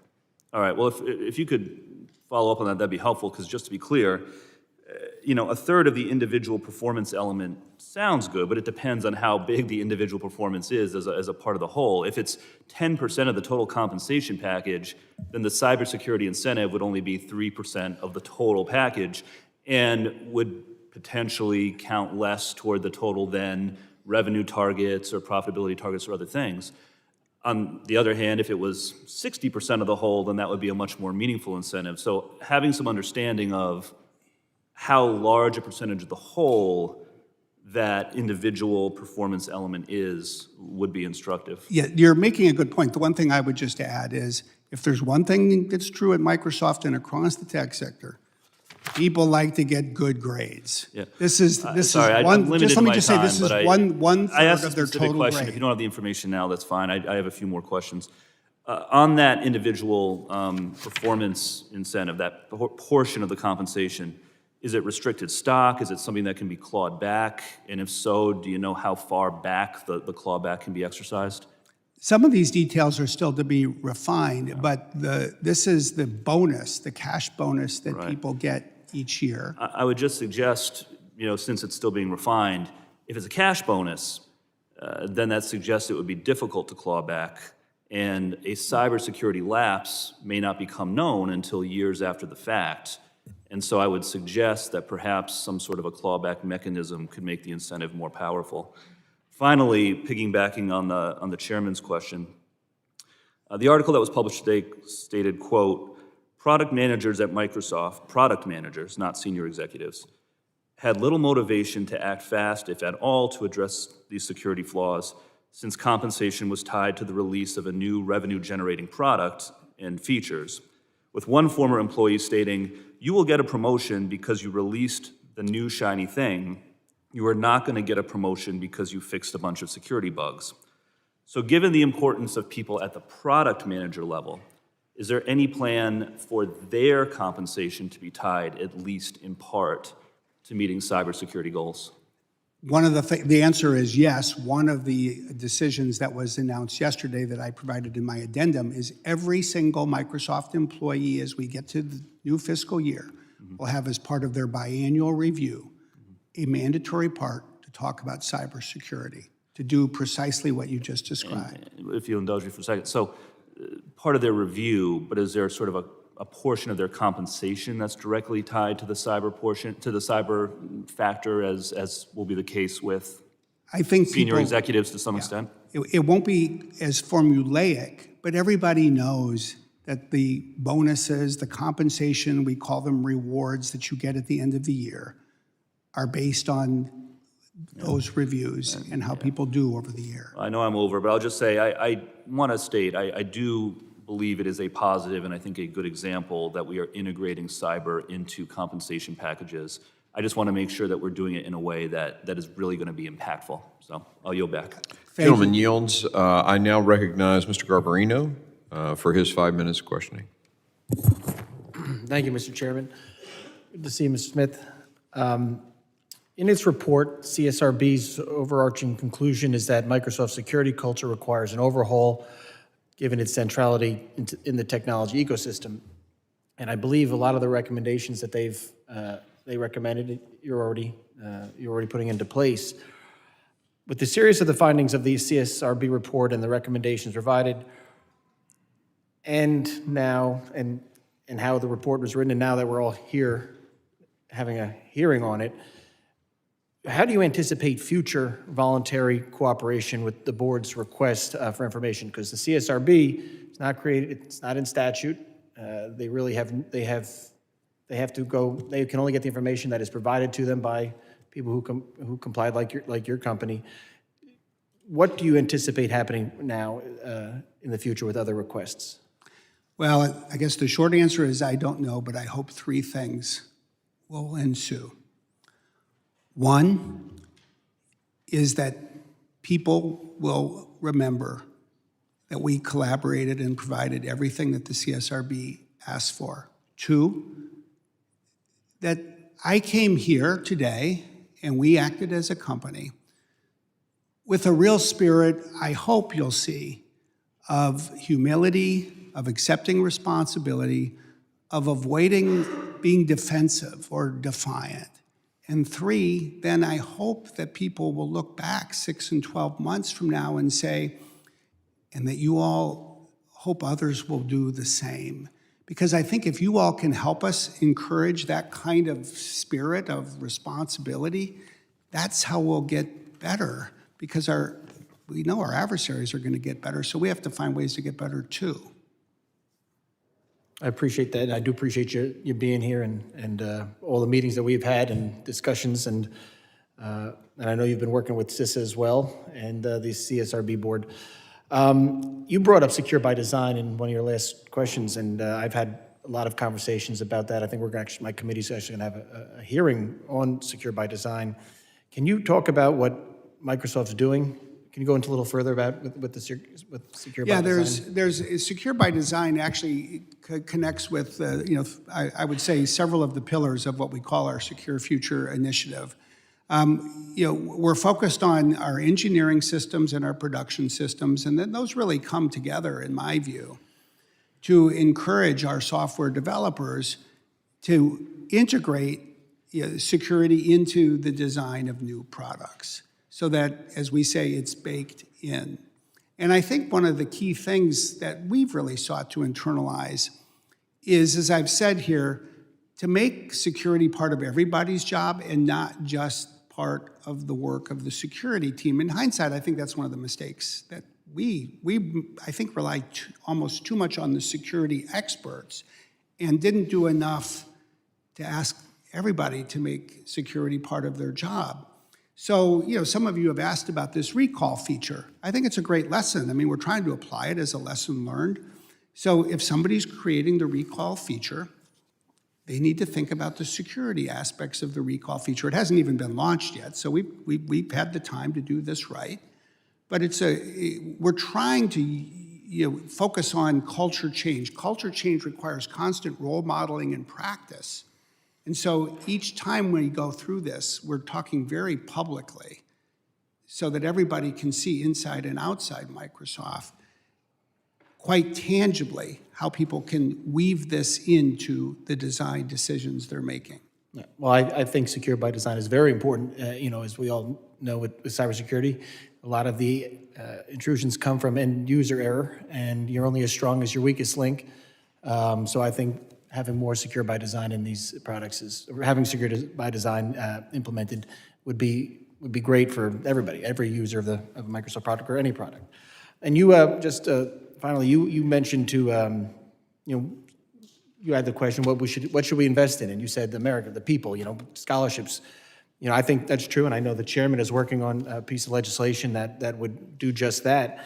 What is Microsoft doing on that end? We can do stuff. What is Microsoft doing to help with workforce? Well, we've provided free curriculum, but more than that, we provided free training to 203,000 Americans on cybersecurity over the last 4 years. We've provided 21,000 scholarships. And the thing I would leave with you all is, as you all may know if you work with community colleges, the students in these colleges are not well-to-do. They're usually trying to earn a living and go to college at the same time. And if something goes wrong in their life, it can just throw them out of the ability to go to community college.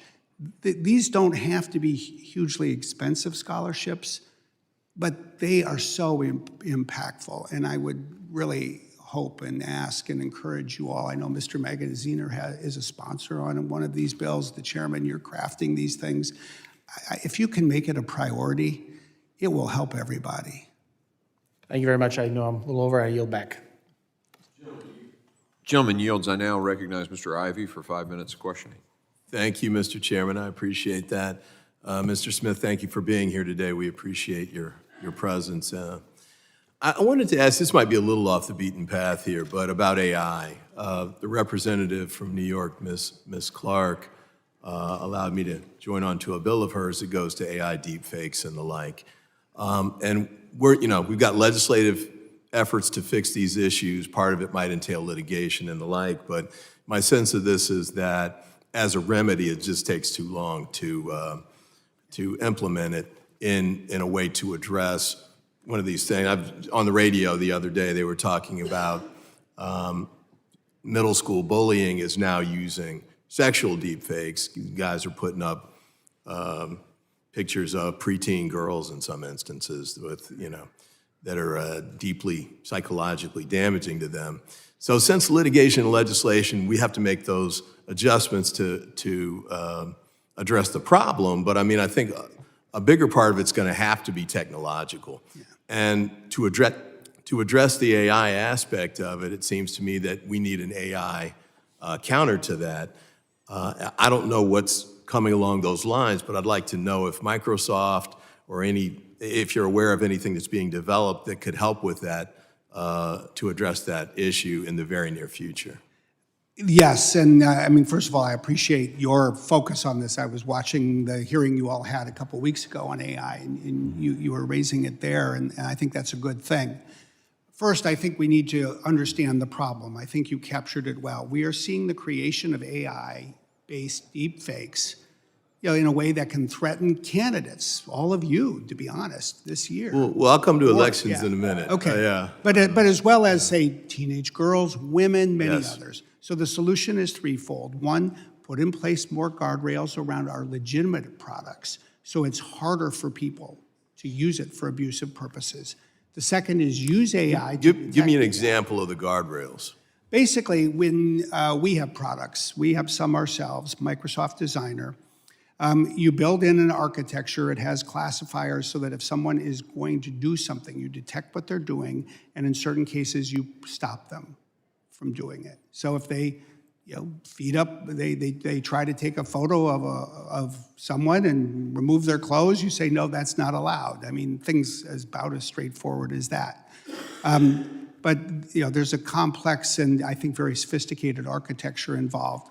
Second, AI is very good at detecting the use of AI to create images. And it's always going to be a cat and mouse game, and you get the debates among the technology experts. But I have a level of optimism myself about what I see our people in our AI for Good lab doing to detect these problems. Third, you got to be able to respond. You've got to be able to use AI then to stop it or to take it off a platform. And we do need good old-fashioned education so that people are aware, so that parents are aware of what their kids might be doing or the problems, the abuses their kids may be facing. It's really multifaceted. Well, let's back up to number 2, and that's detection, which I take it would be not so much you have to rely on the parents or even the individual who's the target, because it might be a while before they even become aware of the issue. What sorts of detection mechanisms are on the near horizon that could be implemented? Well, we have detection mechanisms that we have in place today. And we're focused on specific problems in particular. If I could, one of them is elections. How widely available are they? Well, we are offering free training for every candidate for office in the United States. We've done this in 20 other countries. We have a website. Let me back up. I want to go back because we're going to look out for ourselves at some point. So because we have the ability to do that. I'm more worried about the deep fakes for especially, teenage girls and the like. What's available for them? Probably not as much as we need, is what I would say. Okay. What steps can we take? How can we move? I think we put in place guardrails. You're asking a good question. Let me take it back and let me ask our folks, what could we create for more people that would empower them to do what every candidate can now do, namely report a deep fake about themselves. Okay, I appreciate that very, very much. Yeah. Last question, with respect to elections and misinformation, disinformation, especially the stuff that's coming out maybe even on election day or during that time period when elections have begun, is there a sufficient process in place that coordinates private sector, the public sector, and potentially voters to address this concern? I apologize to the chair for running over. I'll just say I think a lot of progress has been made, and as we get into these summer months and the two conventions, it's a really important question for all of us to have together in a way that is genuinely bipartisan. We're working with, there's a National Association of State Election Directors. We're working with them. We're working with them so that they can protect their infrastructure, that there are means to educate people about deep fakes and the like. Frankly, what we're hoping can happen at both of the political conventions is some conversations about how we can enter the election season, say that starts on Labor Day, with all the protections that we're going to need. And we're basing that on a lot of work. We were in Taiwan for that election. We've been in Europe for this spring. We'll be in the UK and France. And we're trying to take everything we learn each step of the way and apply it. I thank you for your answer. I look forward to hearing back from you. And Mr. Chairman, I appreciate your indulgence. Absolutely. The gentleman yields, and I now recognize the gentleman from Mississippi, Mr. Ezell. Thank you, Mr. Chairman, and thank you, Mr. Smith, for being here, and thank you for holding this hearing today. The federal government and many Americans trust Microsoft to protect our critical cybersecurity infrastructure. Unfortunately, we're here today because Microsoft has fallen short in some of these areas. I'm especially worried about our national security. A recent report to Congress from the U.S.-China Economic and Security Review Commission linked multiple cyber attacks to the CCP. The report directly calls out breaches of Microsoft's email servers at the U.S. Department of State and the Department of Commerce. Of course, the CSRB report in greater detail describes Microsoft's cultural issues related to security, which we have highlighted. Mr. Smith, with the CCP and the Russian Federation backing state-sponsored cyber attackers, all organizations face this threat, regardless of their resources or reputation. Breaches are inevitable, and I acknowledge the federal government has a role that we've got to play here. However, despite being known as a leader in defending against attacks, it appears that Microsoft has had some failures which could have been avoidable, and I know you've addressed this. But I want to discuss the company's other investments, specifically its AI offerings, and how it could relate to your plan to improve its cyber capabilities. I'll start by asking you, do you believe that AI becomes integrated into more products and services, the potential for attacks increases? I think we'll see two things almost inevitably, and perhaps we soon or already are. One is our adversaries will use AI to try to pursue more sophisticated attacks. But second, we are already using AI to strengthen security defenses. And I have to say, I'm very optimistic about what AI can and already is being used to do to strengthen cybersecurity protection in two ways. One, AI is especially good at detecting anomalies in data, looking for patterns. And we have threat hunting teams at Microsoft. We probably have more threat hunting teams than anybody else, but seeing what people can do when they have AI to help them detect these patterns, that is key, and that's going to be important across the industry. The second is to help the chief information security officers, the CISOs, the cybersecurity professionals across the country. So, we've got a product, a cybersecurity co-pilot. Others will have similar things. It basically takes a lot of work that these folks have to do, and it helps them do it faster. It helps them do it better. And I think that that's going to be a good step as well. Go back to this gap, the 400,000 open jobs.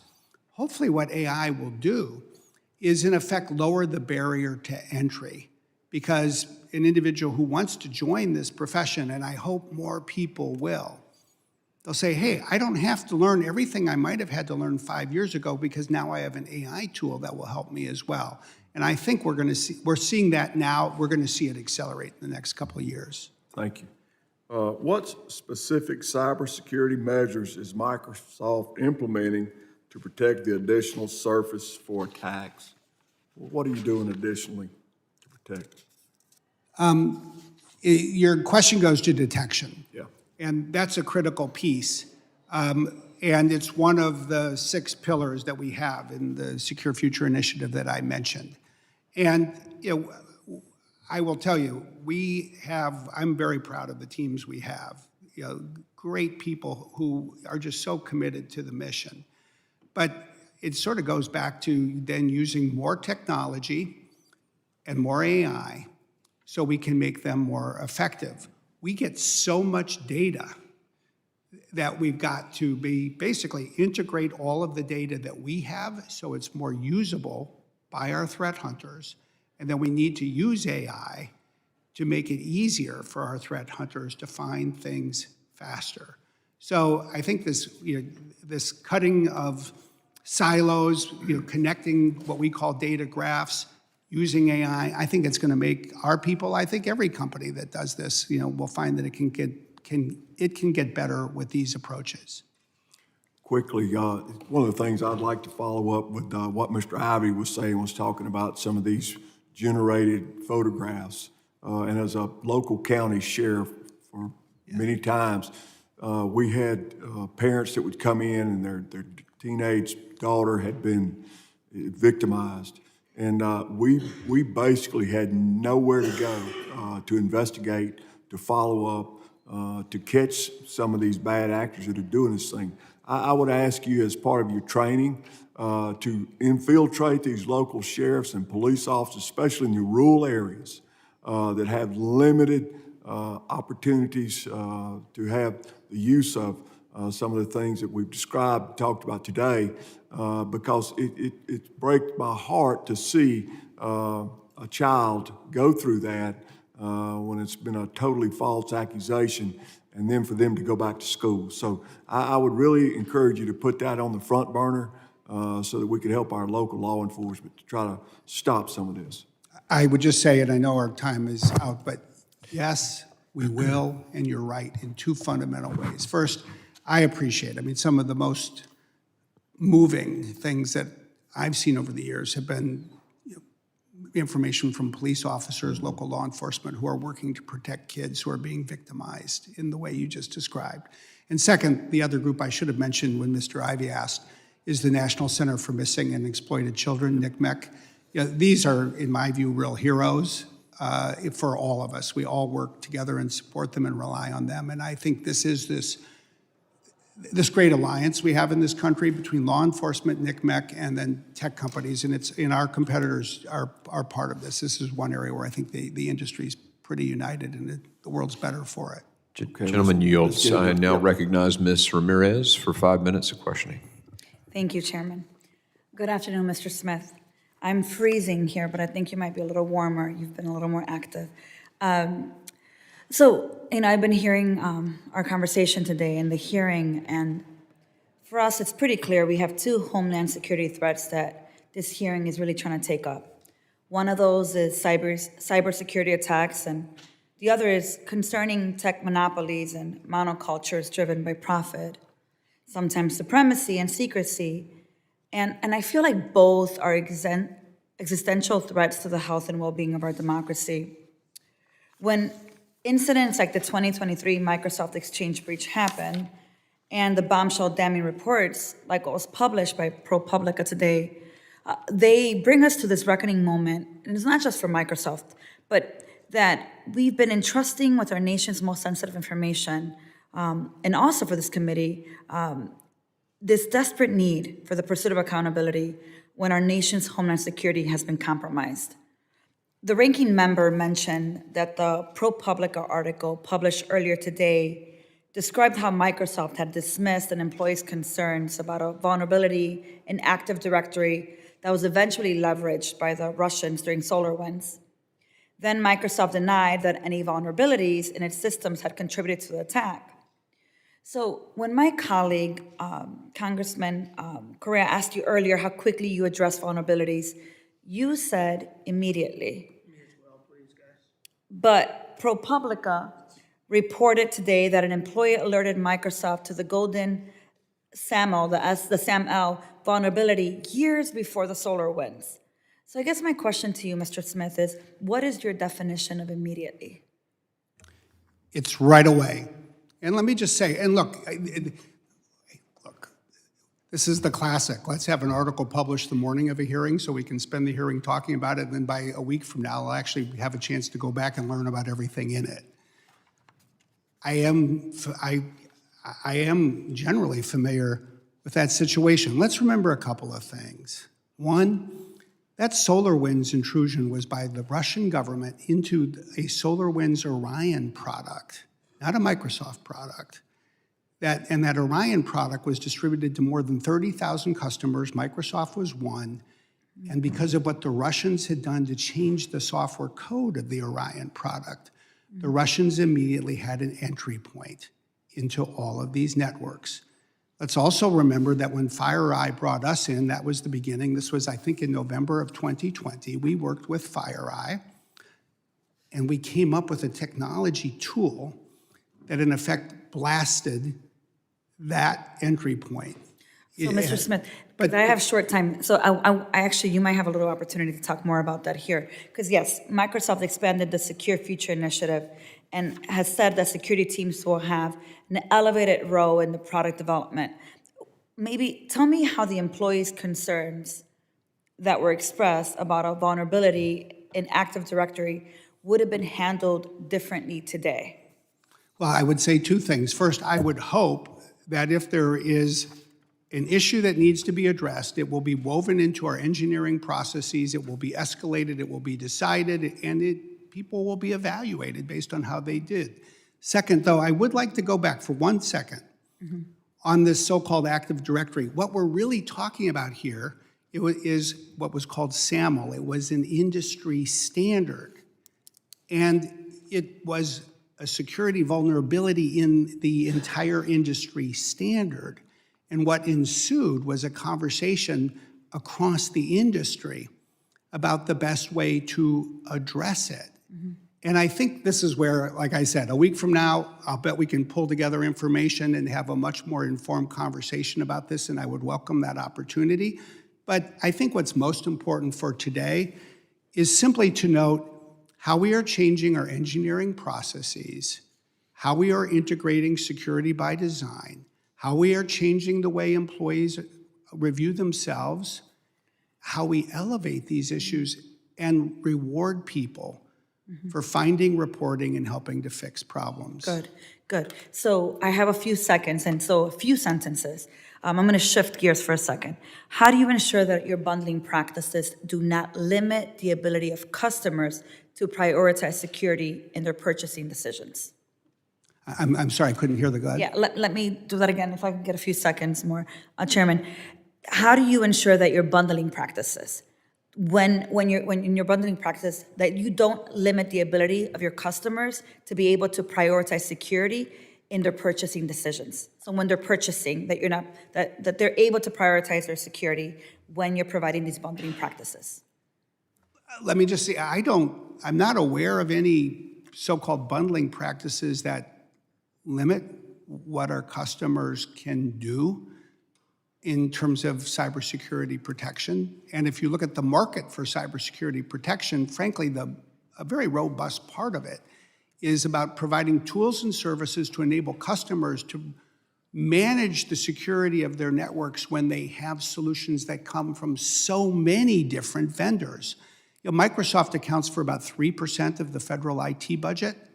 What that tells you is that there's 97% that's being spent elsewhere, and that's pretty typical when you look at it. And so a lot of what we're doing across the industry, I think, especially with industry standards and the like, is to enable, I think, the kinds of customer choices that I think you quite rightly are encouraging. Well, thank you, Mr. Smith. I ran out of time. If we get another round, I'll ask you the follow-up. Thank you. That'd be best. One quick note, if you're like 2 seconds from your time limit, guys, that's not the time to start a new question, right? So, I give a lot of grace. I give a lot of grace. But if you're in a process and all that, we're going to let that question continue on, and we'll give you a little extra time for that. So, and you aren't, Mr. Ramirez. Mr. Ezel was just as bad, and he literally had 2 seconds left when he started that new. So, I now recognize Mr. D'Esposito for 5 minutes of questioning. Well, thank you, Mr. Chairman. Mr. Smith, the CSRB report stated that Storm 0558 had access to some of these cloud-based mailboxes for at least 6 weeks. Can you tell us who discovered that the system had been compromised and how they did so?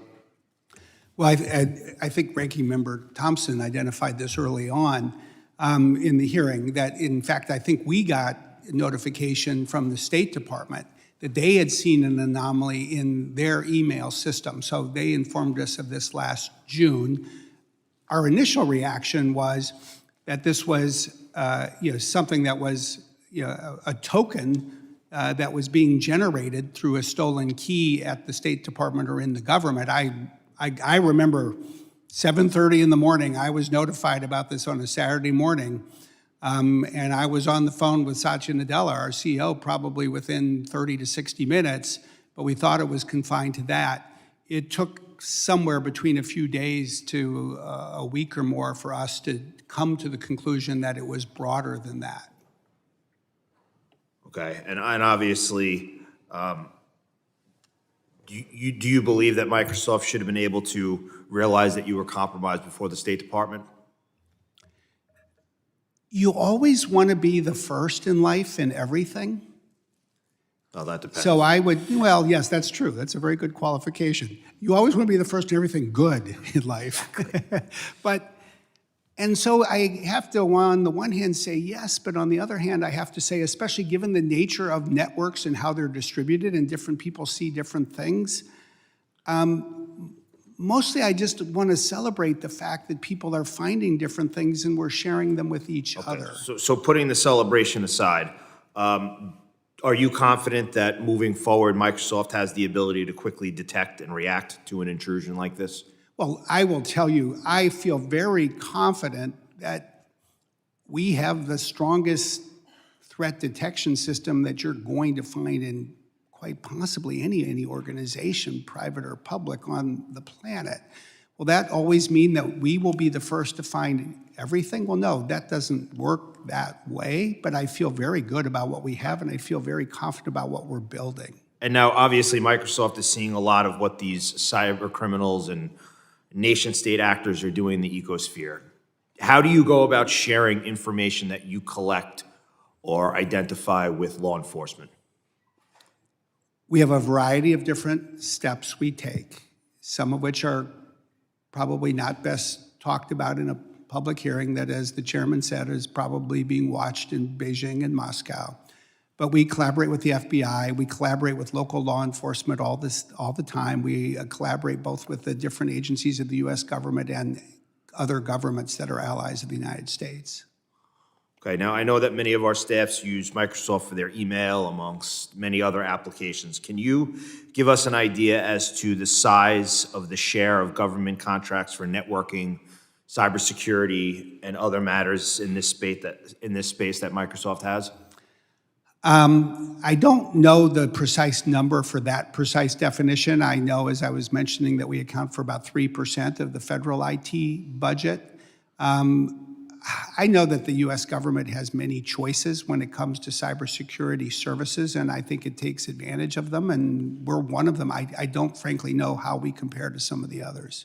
Okay, and obviously, like you said, the government has many choices. So with that said, why should they continue to use Microsoft? Because we are going to work harder than anybody else to earn the trust of our government and other allied governments every day.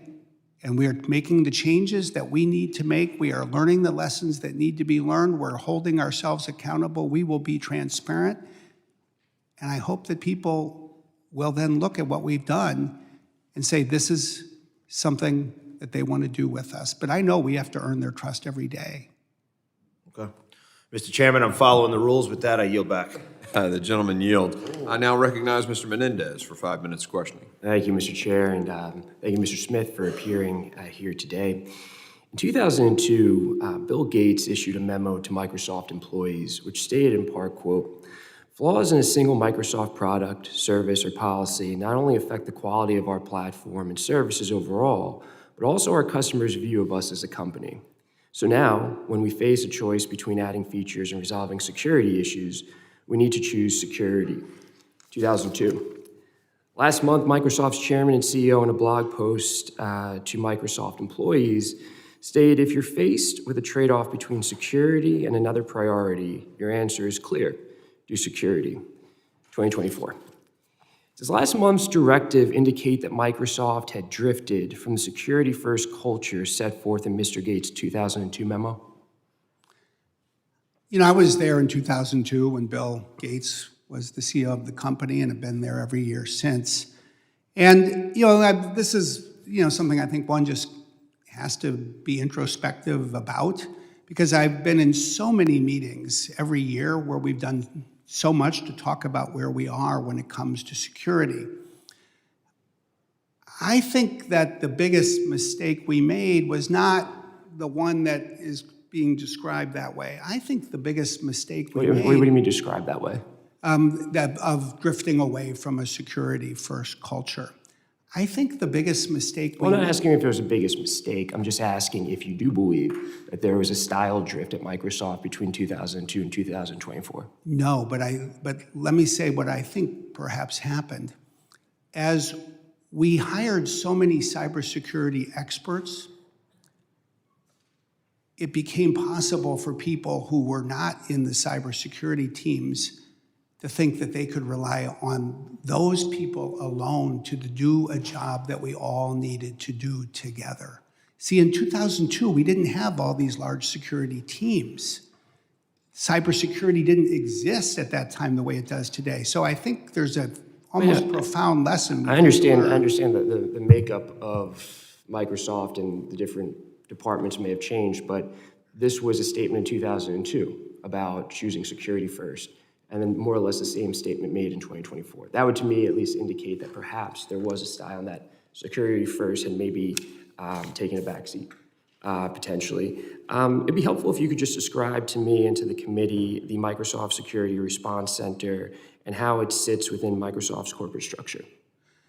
The Microsoft Security Response Center, or MSRC as we call it, reports up to, as I recall, our Executive Vice President for Security, a fellow named Charlie Bell, who's on our senior leadership team, and it is part of a very large and, I think, robust security organization. And who makes determinations when something's raised to the Security Response Center as to whether they elevate it up to folks? I would have to go get the precise answer to that precise question. I will say this. We do try to, and frankly, we need to create an environment where bad news travels fast. That's what we aspire to do. And I can definitely tell you, look, I can tell you in the case of Storm 558 or this midnight blizzard, we're talking minutes to hours. It gets to me. I'm the last stop before it gets to our CEO, Satya Nadella, and the time from me to him is in minutes. And it's not a large number of minutes. Great, appreciate that. The CSRB described various approaches cloud service providers use to manage and secure identity and authentication systems, and note in particular changes they made following Operation Aurora in 2010. I'm glad that Microsoft agreed to transform how it manages and secures its identity systems. I'd like to unpack that a little. Does Microsoft plan to make significant changes to the architecture of its core digital identity systems? I think the answer is yes. And be quick with this, Chairman. As part of its review, the CSRB issued numerous recommendations for cloud service providers generally and certain federal agencies. The CSRB also issued 4 recommendations specific to Microsoft. Microsoft updated its secure future initiative subsequent to the CSRB's report, and I'd like to discuss how Microsoft plans to implement a couple of those Microsoft-specific recommendations. The CSRB recommended that Microsoft share publicly a plan with specific deadlines for security-based reforms. Does Microsoft plan to implement the CSRB's recommendation and publicly release deadlines for implementation? The answer is yes. And in fact, one of the things that I mentioned in my written testimony is we've invited CISA to send a team out to our headquarters outside of Seattle in Redmond, go through all the details of everything that we're doing. We want to show them all of the details. And then I think one of the things we'll need to, frankly, assess together with CISA is how much or at what altitude we should be publishing things, because if we publish them, good news is every American can read them. The bad news is everyone in Moscow can as well. And then I'll just say, we recognize the oversight role that you and this committee plays. So, we're interested and happy to share more with you than, of course, we would share with the general public. We just need to do it in a secure way. I appreciate it. Thank you so much for appearing here today, and look forward to working with you. And we'll have some staff look at your microphone. We don't want that to happen to you yet. Yeah. You get another 5 minutes. Good try. The chair now recognizes the gentlelady from Florida, Ms. Lee, for 5 minutes of questions. Good afternoon, Mr. Smith. Good afternoon. I'd like to follow up on one of the lines of questions from Mr. Menendez. You've testified today that in the wake of the CSRB report that Microsoft is committed to prioritizing security first over product and feature development. But that is something that is easy to say and no doubt very difficult to do with far-reaching implications for your company. So I'd like to hear a little bit more about the specifics, whether you are standing down on product development while you refactor code base, or what other specific ways in which you're throttling or pausing feature release or product release to ensure a focus on the security first as you described. It's a really good question, and I would answer it in two parts. First, in the short term, yes, we have reallocated resources, we've moved people, we've told them to reprioritize, and by definition, that means that other things may have slowed down or stopped, so this can speed up, and that's the right thing to do. I think the real challenge is how you achieve effective, lasting culture change. This is true in any organization, and especially when you have a company like ours. We have 225,924 employees. This has to be real and reach every one of them. And we're calling on a lot of what we've learned as a company the last decade. We've gone through a lot of culture change, and I think people feel it's benefited us well. I think you define a North Star, which is this notion of do security first.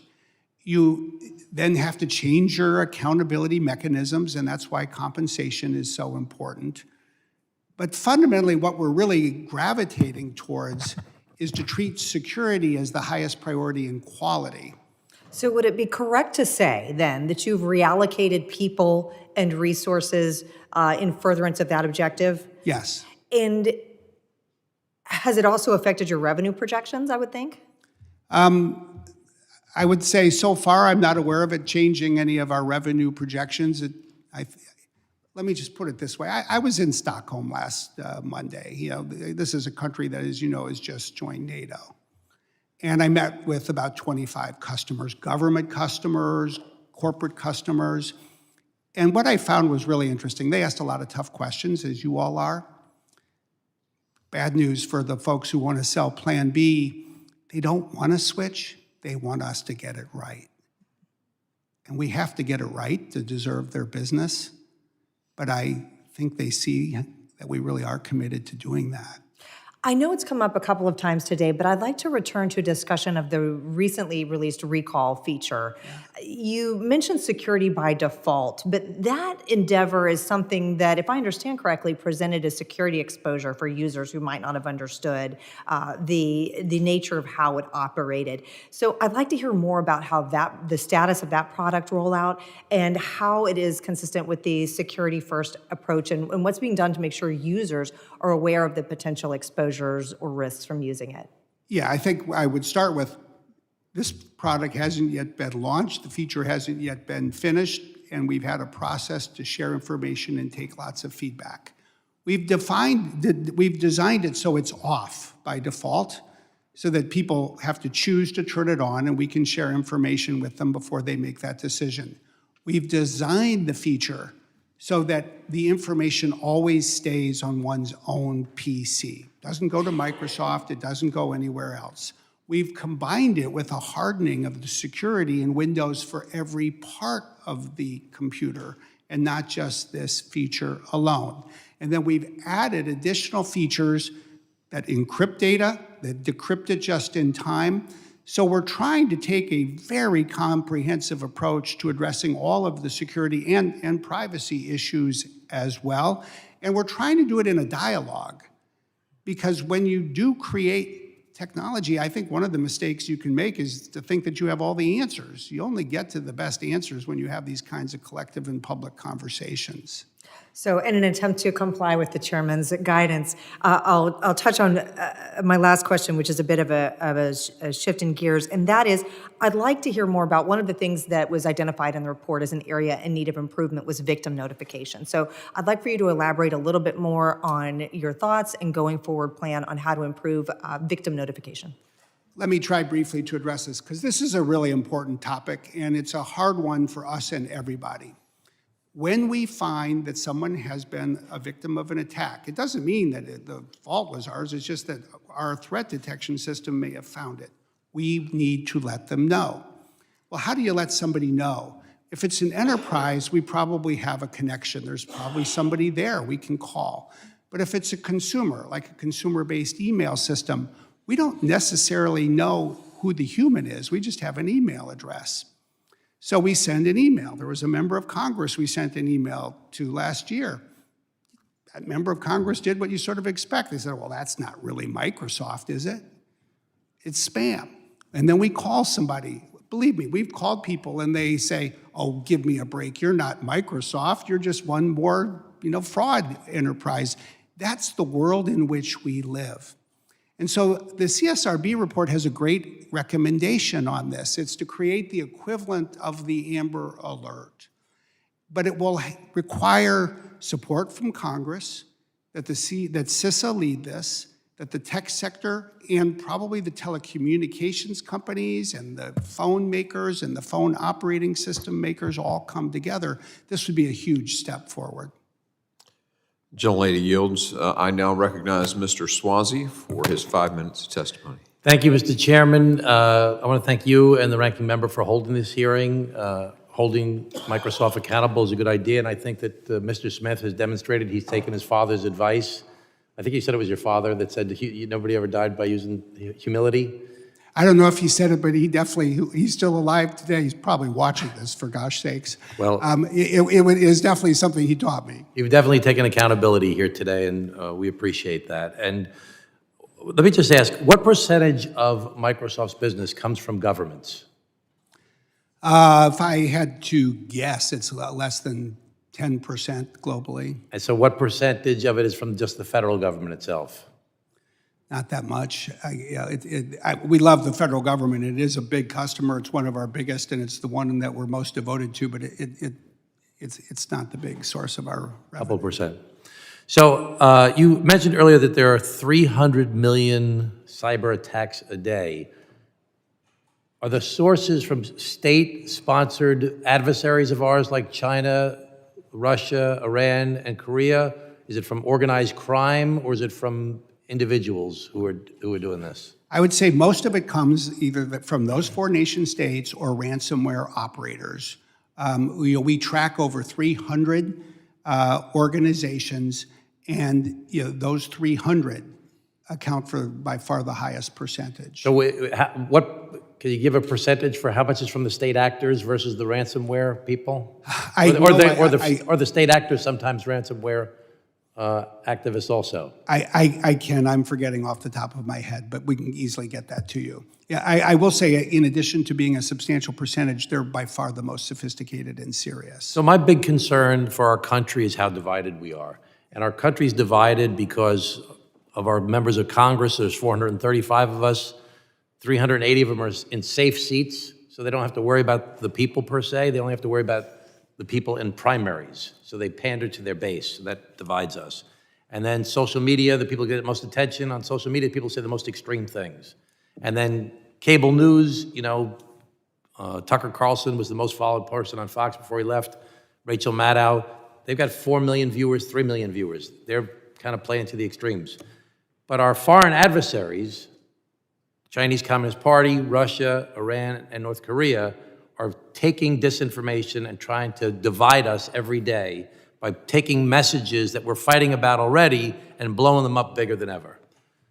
We need the great corporate citizen, Microsoft, and other great corporate citizens to team up with the people of the United States of America and their governments to figure out how we're going to stop this attack, because they're trying to destroy us from within by dividing us, using technology and disinformation and cybersecurity attacks on a regular basis to destroy us.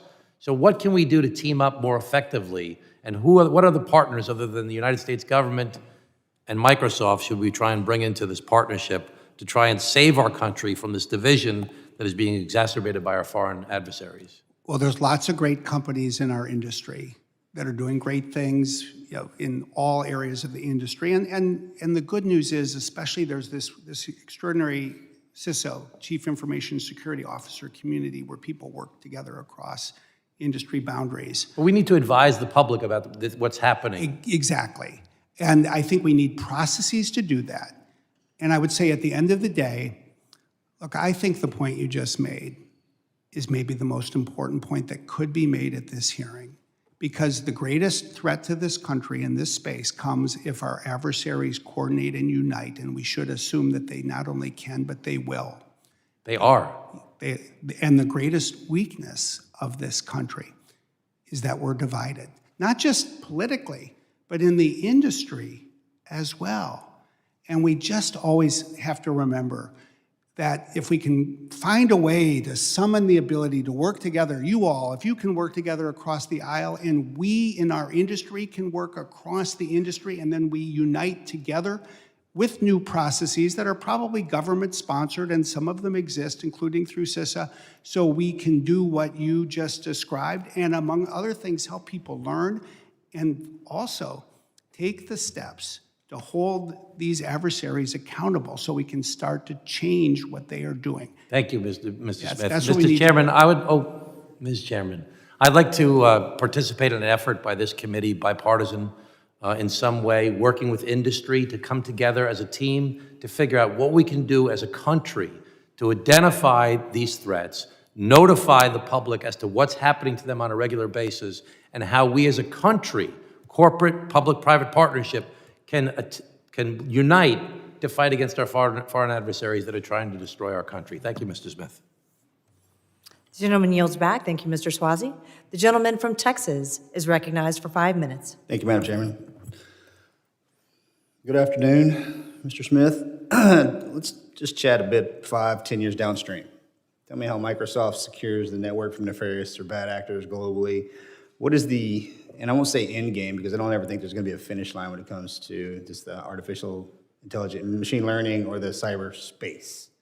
But what is Microsoft doing? And you know, the kill chain results from this little guy right here, but there's nothing we can do to stop the amount of actors that attack this every single day. But we may not be able to talk about an open setting, but is there an end game?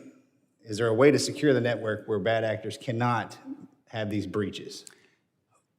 I would say two things. First, if you look at the current course and speed, this is probably, for the time being and until the geopolitical environment in the world changes, a bit of a forever war in cyberspace with constant combat. And I would hope that that would change, but we can't assume that it will. So what can we collectively change?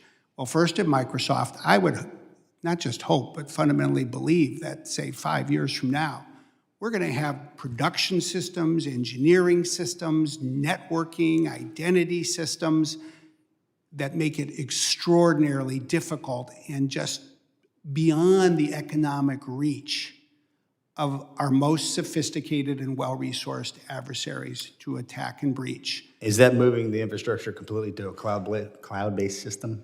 I do believe it is. I do think that the cloud is part of the answer, just not only for us, but for the other companies who are in the cloud services business.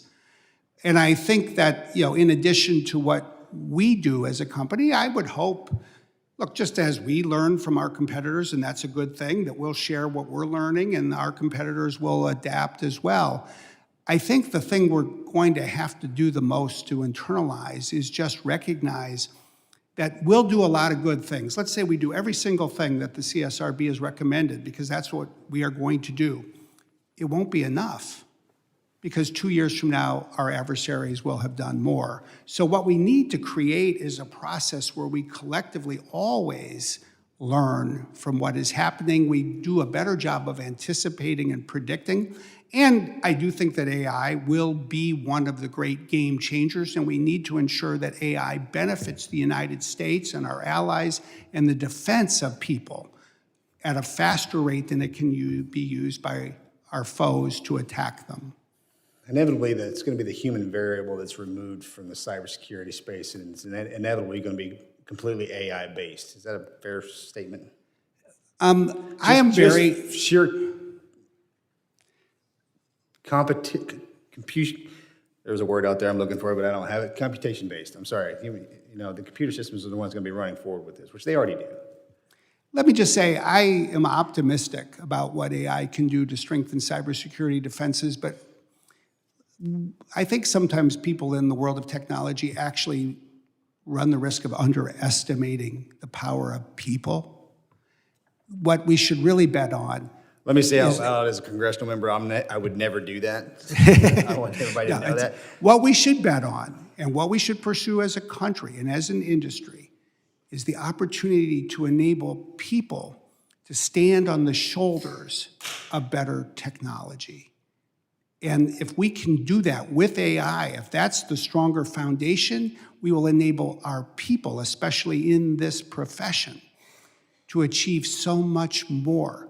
And we know that in Moscow and other places, they'll be trying to do the same thing. We've just got to do it better, and we've got to do it faster, and we can never take a day off. Yes, sir. That's the reality. Okay, thank you. Mr. Chairman, I yield back. Gentleman yields. I now recognize Mr. Garcia for 5 minutes of questioning. Thank you, Mr. Chairman. I want to thank everybody. Sir, I had a chance to be here for the first half of this hearing, and I rushed to the floor and rushed back, so thank you for answering all of our questions. Want to just take one step back and kind of absorb some of what I heard in the first half as well. I mean, clearly, I think you understand, I appreciate you taking responsibility for the security failures and concerns that I think all of us have. I think that's important. I also want to just broadly thank you. I mean, Microsoft and so many other companies have done incredible work to change the lives of Americans. Obviously, as someone that really believes in the power of technology and the incredible economic driver that you are to my state in California and other places, I don't want to sweep that part under the rug as well. So I thank you for your continued work. And this is an important, serious topic that we're discussing today. Every company, every government faces serious threats from hackers, from foreign intelligence services. I think we all know that. That's been established. Russia and China and other countries are trying to steal secrets, steal technology, steal patents. And it's not just within your company, but it's in companies, of course, all across our nation. It's important that we're here on a bipartisan basis. I also want to note, the report that we're reviewing today is a report from CISA, and I want to encourage us to support CISA as an organization. There have been some of my colleagues that want to abolish CISA. They wanted to reduce support for strengthening cybersecurity in our country, and I think that would be a huge mistake. And so I would encourage us to continue to work with CISA and other agencies to make our systems more secure. I also want to just note that what I believe is that we need more federal intervention and partnerships, not less, with Microsoft and other technology companies. It's important that we continue to work. Before I got here, I was the mayor of Long Beach, California, and for 8 years, and I consistently remember the numerous attacks that we got, the cyber attacks we would receive from a city perspective, and the challenges for municipalities and governments and smaller governments that are not the federal government to deal with those effectively. And so I encourage you to continue to work not just at the federal level, but there's so many small cities and towns that don't have the capacity to actually deal with some of these cyber threats that we have. I also just want to just have an initial question. You answered it partly earlier. We know that there are an extraordinary number of cyber attacks from nation-state actors. We talked about those today. If you want to boil that down, what do you attribute these direct attacks? Why are they attacking Microsoft systems? Let me just first thank you for your comments, and I do want to underscore, so it's clear if there's any doubt, we support CISA as well. I support CISA, and there's always debates about exactly one piece or another, but it's really doing important and good work for the country. I think it's really important to look at the motivations of nation-state actors as well as criminal enterprises and just understand what they're doing. And I would say over the last year, we've seen on the nation-state side, broadly speaking, three kinds of motivations. One is access to information, surveillance, including of other governments, but not governments alone. And so, of course, they go to where the information is located, which does include our cloud services.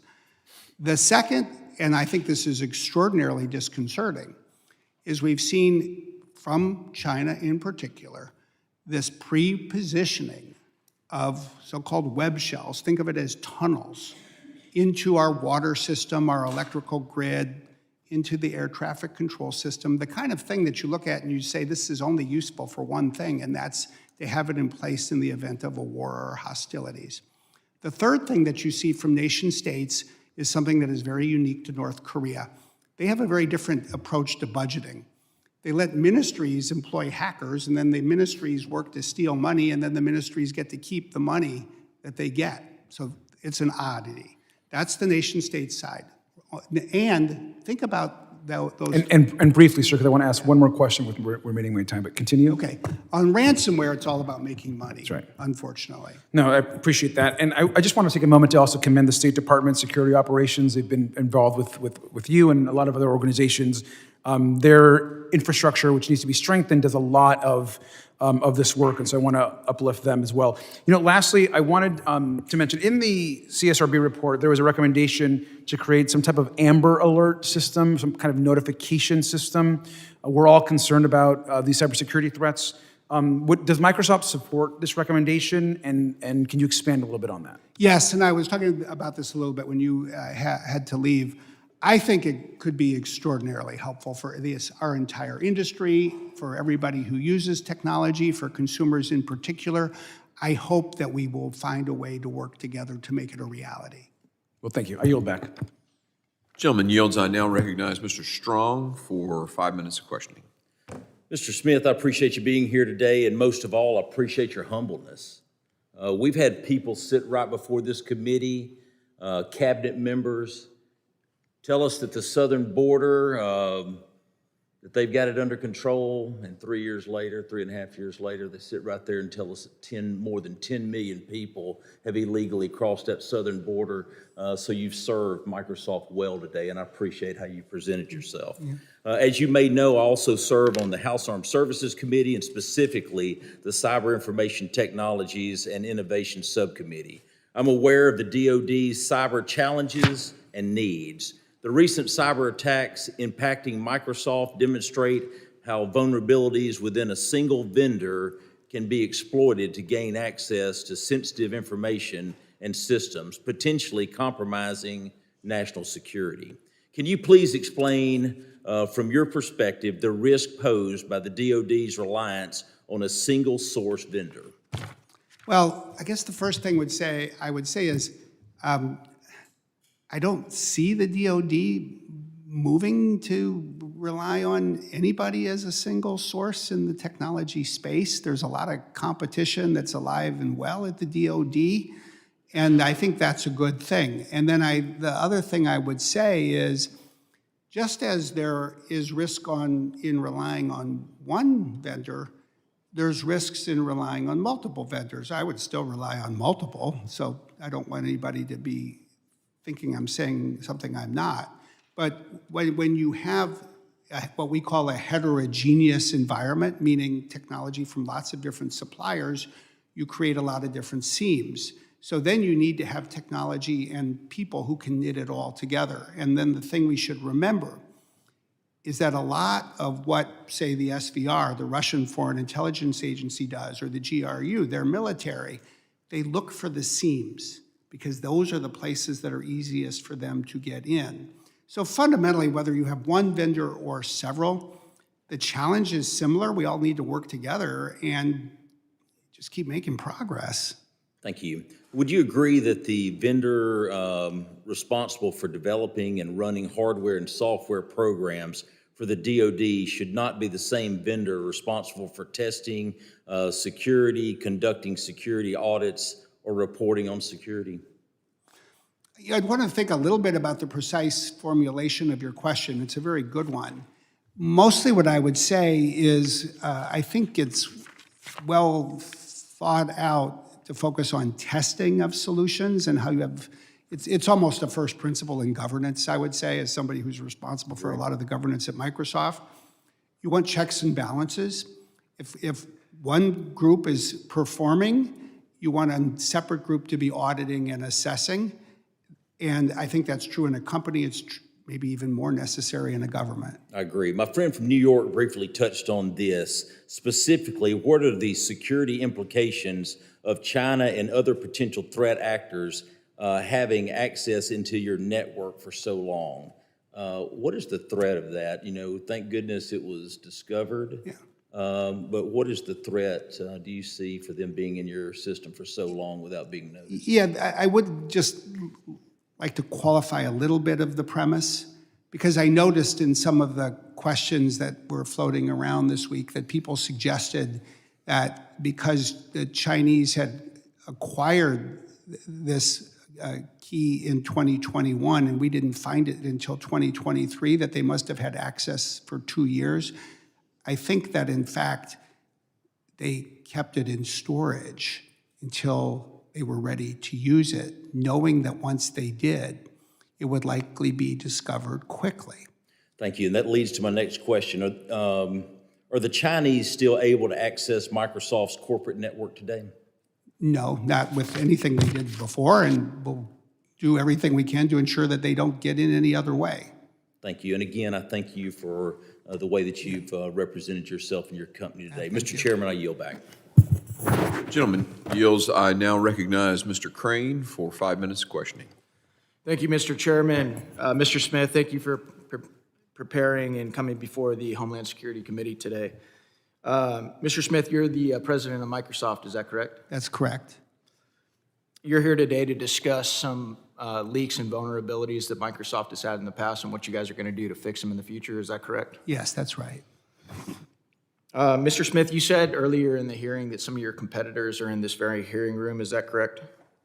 So I've been told. They So could, you've been they told. could raise their hands if you ask them, but it's probably not the best use of time. Okay. So would it be fair to say, Mr. Smith, that you understand the importance of being strong and formidable today with some of your opponents or competitors in the room? I'm sorry, I didn't hear. Do you understand the importance of appearing strong and formidable today because some of your opponents and competitors are in the room?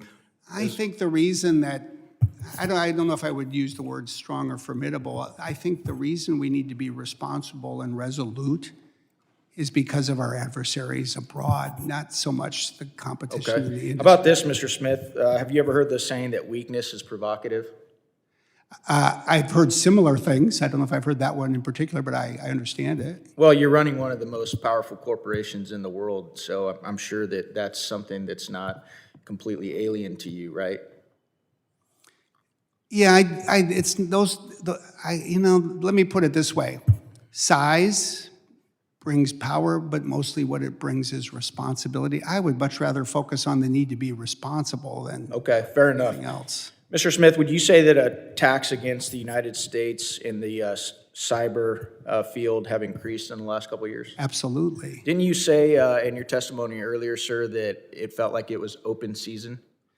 Yeah, or yes, I did say that, and I think that's right. And it is an open season on U.S. targets by certain foreign adversaries. How many attacks are you guys seeing a day, Mr. Smith?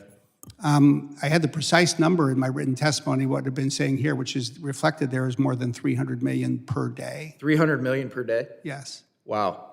Mr. Smith, you're aware you're in the Homeland Security Committee, is that Yes, absolutely. So you understand that the scope of the Homeland Security Committee is much larger than just cyber attacks, is that correct? Absolutely.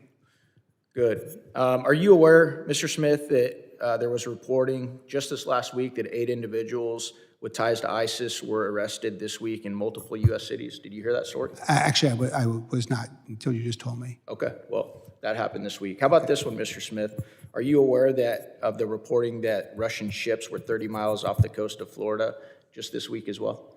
I did hear that or read about it. Yeah. One of my colleagues asked you, sir, he said, what can we do to help you? And nobody really wants to say it in this room, but I'm just going to say it.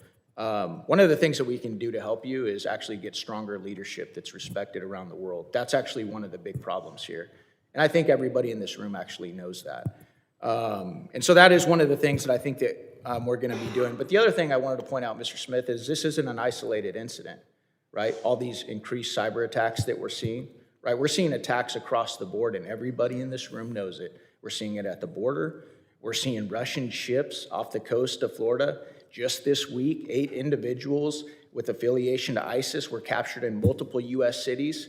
And that's why I started my questioning, sir, with weakness is provocative, and if you knew what that meant and what it meant to you. Yeah, I understand. Let me just be clear. I have expertise in one field, not in every field, but I understand what it means in my field. I know you do, sir. And we've said this for a long time in this country, peace through strength. There is something to that. And when the United States senses that we're weak, we're feckless, and we have weak and feckless leadership, these are the types of things that we see. And so I'm hoping that not only this body, but the American people can work together to get better leadership for this country, because I know it's going to impact your business. And I want to say one more time, I appreciate you actually coming here today, taking ownership and responsibility, because as some of my colleagues have said, it's not something that we see every day. So thank you, sir. Appreciate it. Well, thank you. And then let me just conclude, because I think this gets us through the entire committee. I would just underscore what I've tried to say throughout. We do understand the importance of what you all do on this committee, what the CSRB and what CISA do, the importance of this report, and we are committed to addressing every part of it. I now recognize the ranking member for his 5-minute closing statement. Thank you very much, Mr. Chairman. Ms. Smith, you've done a creditable job in representing your company. You do understand that there are some challenges with running a company like that. And it's only one thing can create a real problem. And I think you've addressed it thus far. So let me thank you for that testimony and committing to participating in the committee's ongoing oversight. Microsoft has an enormous footprint in both government and critical infrastructure networks. It is our shared interest that the security issues raised by the CSRB are addressed quickly. And you've said that the main things you've already done, we appreciate it. This hearing was important to understand last summer's cyber incident and Microsoft's approach to security. In my view, it's just the beginning of an ongoing oversight to ensure that the technology products used by the federal government are secure and that federal vendors take the security obligation seriously. We've had that discussion in my office, and I'm sure you've talked with other members about that. So in that spirit, I got a couple of final questions. I told you there's no gotcha kind of thing. If you can say yes or no, that's good. But if you need a little time, I understand that too. Will Microsoft commit to being transparent with its customers, particularly the government, about vulnerabilities in its products, including cloud products? The answer is yes, and the only qualification I would offer is we need to do it in a way where we share information with the right people in the right governments, and do it in a way that it doesn't make that same sensitive information available to our adversaries. Sure. And I'm sure we can do that. If it's a classified setting, as the chairman said, We're fine with it? Yeah. Okay, thank you. Will Microsoft commit to being transparent with its customers about its investigation into cyber incidents, including related to root cause, the scope of impact, and any political ongoing associated threat? Yes, and obviously the same qualification as before. And then I would just add, and we are working to do that. A lot of what we're doing by adding to our Chief Information Security Officer infrastructure, governance structure, is an ability and really a desire to get out and share more information with customers the way you described. Thank you. So will Microsoft commit to establishing benchmarks and timeframes for implementation of the CSRB recommendations and the Secure Future Initiative, and commit to proactively keeping this committee informed of its progress? Yes. Will Microsoft commit to performing an ongoing and transparent evaluation of risk associated with business ventures in adversarial nations? Yes, I think we need to. Well, I look forward to the committee's ongoing oversight and continued engagement with Microsoft. And one of the things that we're tasked with is looking at keeping America safe, both from foreign and domestic adversaries. And obviously, cyber is, in everybody's opinion, a major threat. And so, but you have to talk to us. Believe me, I will. You have just defined not just the mission, but the cause. Thank you. That I think unites all of us. Thank you. I yield back, Mr. Chair. Gentleman yields.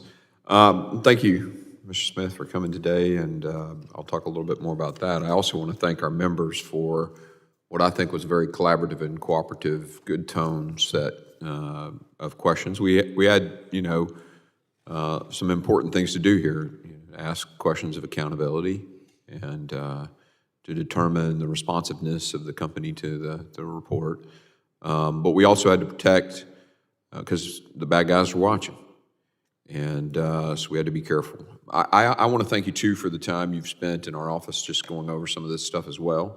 I know you made yourself available both to the ranking member and myself, and really appreciate that. He asked most of my questions about transparency and things like that. So I just will say this, and I sometimes government in this public-private partnership that we talked about a couple of times, several members brought it up, sometimes government can kind of get in the way too, and I want to ask that you, educate us as much as possible. I'll give you an example. The SEC ruling on a 4-day report for a breach and those kinds of things. I'm under, some of the big cybersecurity companies, the biggest in the nation, have told me it's a 7 or 8 day to fix a breach. If we're announcing to the world that at 4 days we got a hole in the wall and it takes 7 days to close the hole, we're inviting, this is government forcing companies across the country to invite the enemy to come in, right? So that's a stupid regulation. And so we need help on understanding where the government also creates problems. So I'd appreciate anything comes to mind you pick up the phone and call us, okay? And one of the initiatives here, we talked about cyber workforce. One of the other initiatives is the synchronization of the regulations that are out there and to make sure that we're not duplicitous and that we're not contradictory. And as I understand it, there are some regulations that are. So again, we'd ask your company to help us and the competitors who are in the room to understand where government kind of gets in the way of actual cybersecurity. Because if we're causing you to have duplicitous effort, that's money that could be spent on real cybersecurity. So in this partnership, we need communication, not just on the issues that are brought up here with this breach that was identified, but how we can make things better and work better on how we regulate and create compliance requirements, things like that. Thank you again for your time. I thank the witness for his valuable testimony and the members for the questions. The members of the committee may have some additional questions, and by the way, I did already get one that will probably require a classified mechanism, and we can discuss with you and the staff on how we best do that. And we would ask that the witness respond to these questions in writing pursuant